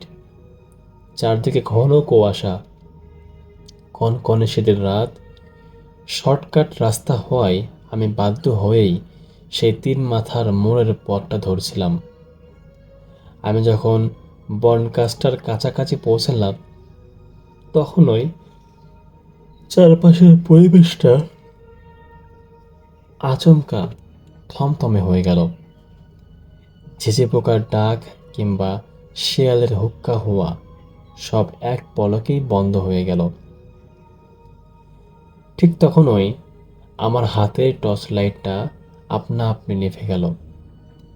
আমি অন্ধকারে দাঁড়িয়ে যখন টর্চটা অন করার চেষ্টা করেছিলাম, তখনই আমার মাথার ওপরের বট গাছের ডালগুলো বিকট শব্দে কাঁপতে লাগলো। আমি ওপরে তাকাতে দেখলাম কুয়াশার মধ্যে থেকে জ্বলন্ত দুটো লাল চোখ আমার দিকে স্থির দৃষ্টিতে তাকিয়ে আছে। সেই বিশাল কুচকুচে কালো জিনটা 1 সেকেন্ডের মধ্যে শূন্য থেকে নেমে আমার ঠিক সামনে আছড়ে পড়ল, আর তার হাতগুলো ছিল হাঁটু অবধি লম্বা, আর তার পা দুটোর পাতা ছিল সম্পূর্ণই উল্টো দিকে ঘোরানো। ভয়ে আমার পা দুটো মাটির সাথেই জমে গেল। সে তার সেই দীর্ঘ ধারালো নখযুক্ত হাত দিয়ে আমার গলাটা একদম খপ করে ধরে ফেলল, এবং যখন সে আমার গলা চেপে ধরল, আমাকে মাটির থেকে অন্তত প্রায় কয়েক ফুট ওপরে শূন্যে তুলে ফেলল, এবং সে বলল, তুই জিনদের জায়গায় কেন আসলে রে মানুষ? তুই কি জানতিস না এই জায়গাটা ভালো না? এখানে আমাদের সমাগম, তুই এখানে কেন আসলি? তো এমনটা বলতে বলতে যখন আমার প্রায় অক্সিজেন শেষ পর্যায়ে চলে আসলো, আমি এভাবে ছটফট করতে লাগলাম। আর সে পৈশাচিক গগন বিদায়ী চিৎকার আমার কান দিয়ে রক্ত বের করে নিয়ে আসার মতো উপক্রম হলো, এবং সে আবারও ফিসফিস করে বলল, তোর সাহস তো কম না, এত রাতে আমাদের জায়গা দিয়ে এখান দিয়ে যাবার হিম্মত করার যার তার সাহস হতে পারে না। এমনটা সে বলে বলে আমাকে আছাড় দিবেই, আমি তখনই আমার মনের সমস্ত শক্তি, আমার মনকে, চোখগুলোকে বন্ধ করে, মন মানসিকতাগুলো এক করে আমি সমস্ত শক্তি এক করে আয়াতুল কুরসি এবং সূরা ফালাক পড়তে শুরু করলাম। আমি যখন সূরা ফালাক এবং আয়াতুল কুরসি পড়তে শুরু করলাম, ঠিক তখনই সে অবয়ব বা জিনটা একটা খুব কান ফাটানো চিৎকার দিল। সে চিৎকারের ঠেলায় আমাকে নিচে আস্তে করে নেমে দিল, যদিও আমি সেখান থেকে আছাড় খেয়েই নিচে পড়ে গেলাম। আমি যখন আল্লাহর নাম শুরু করলাম, যখন অলৌকিকভাবে আমি আয়াতটা শেষ করার সঙ্গে সঙ্গেই সে জিনটা একটা তীব্র আর্তনাদ করে আমাকে মাটিতে আছাড় দিয়ে ফেলে দিল। পরক্ষণেই একটা তীব্র বাতাসের ঝাপটা এসে একদম সঙ্গে সঙ্গে সে জিনটা আমার চোখের সামনেই কুয়াশার মধ্যেই মিলিয়ে গেল, এবং আমিও সেখানে অজ্ঞান হয়ে পড়ে গেলাম। পরদিন সকালে গ্রামের লোক আমাকে ওই বট গাছের নিচে অজ্ঞান অবস্থায় উদ্ধার করে এবং আমাকে স্থানীয় একটা হসপিটালে ভর্তি করে দেয়। আমার জ্ঞান ফিরতে প্রায় 2 দিন লেগেছিল। তো ডাক্তাররা বলেছিল যে তীব্র ভয়ের কারণে, আমি খুব বেশি ভয় পাওয়ার কারণে আমার মাইল্ড অ্যাটাক হয়েছিল, যার কারণে আমি সেখানে জ্ঞান হারিয়ে ফেলি, এবং আমার গলায় সেই রাতে চেপে ধরা পুরো কালো রঙের 5 আঙ্গুলের দাগ স্পষ্ট বসে গিয়েছিল। যখন আমি সুস্থ হয়ে বাসায় ফিরলাম, তখন আমার আম্মু একটা কবিরাজ নিয়ে এসে আমাকে ভালোভাবে ঝাড়ফুঁক করে দিলেন। আলহামদুলিল্লাহ, যদিও আজকে আমি খুব সুস্থ, কিন্তু আজও রাতে ঘুমানোর সময় যদি বাইরে কোনো বট গাছের ডালপালার শব্দ শুনি, অথবা যখন বৃষ্টি ভেজা রাত হয়, আমার শরীরের ভয়ে শিউরে ওঠে। আমার মনে হয় সেই 3 মাথার মোড়ের বট গাছ থেকে লাল চোখের জিনটা আজও হয়তো আমার জন্য ওত পেতে বসে আছে। তো এই ছিল ভাই আজকের ঘটনা। আশা করছি আপনাদের ভালো লেগেছে। যদি ভালো লাগে অবশ্যই লাইক, কমেন্ট, শেয়ার করবেন। দেখা হবে পরবর্তী কোনো এপিসোডে। ধন্যবাদ প্রিয় লিসেনার, যারা এতক্ষণ পর্যন্ত আমাদের বাছাইকৃত ঘটনাগুলো শুনলেন। আমরা প্রতিনিয়ত আপনাদের জন্য এইরকম বাছাইকৃত ঘটনা আমাদের এই চ্যানেলের মাধ্যমে তুলে ধরি। আজকে কে কোথা থেকে ঘটনাগুলো শুনছেন তা অবশ্যই আমাদের কমেন্ট করে জানাবেন। আমরা প্রতিনিয়ত আপনাদের কমেন্টের অপেক্ষায় থাকি এবং ঘটনাগুলো আপনাদের কাছে কি রকম প্রভাব ফেলছে বা আপনাদের ভালো লাগছে কিনা, বা আরো কি ধরনের ঘটনা আপনারা চান, এরকম আসলে কমেন্ট করলে আমাদের বুঝতে সুবিধা হয় কি এই মানে আমাদের অডিয়েন্স গুলো কি ধরনের ঘটনা ভালোবাসে। যাই হোক, বাংলাদেশের বিভিন্ন জায়গা থেকে ঘটনা শুনছেন, এমনকি মালয়েশিয়া থেকেও আমাদের অনেক অনেক শ্রোতা রয়েছেন, সৌদি আরবেও অনেক শ্রোতা রয়েছেন, ব্রাজিলেও রয়েছেন। সবার প্রতি আমার আন্তরিক শুভেচ্ছা। আপনারা যারা যারা আমাদের ঘটনা পাঠাতে চান তারা অবশ্যই আমাদের ঘটনা পাঠাবেন। আমাদের মেইল আমাদের ডিসক্রিপশনে দেওয়া আছে, ওই ডিসক্রিপশন থেকে মেইল নিয়ে ওই মেইলে আপনাদের সাথে ঘটে যাওয়া ঘটনা পাঠাতে পারেন। আজকের মতো এখানে বিদায় নিচ্ছি। সবাই ভালো থাকবেন, সুস্থ থাকবেন। আসসালামু আলাইকুম।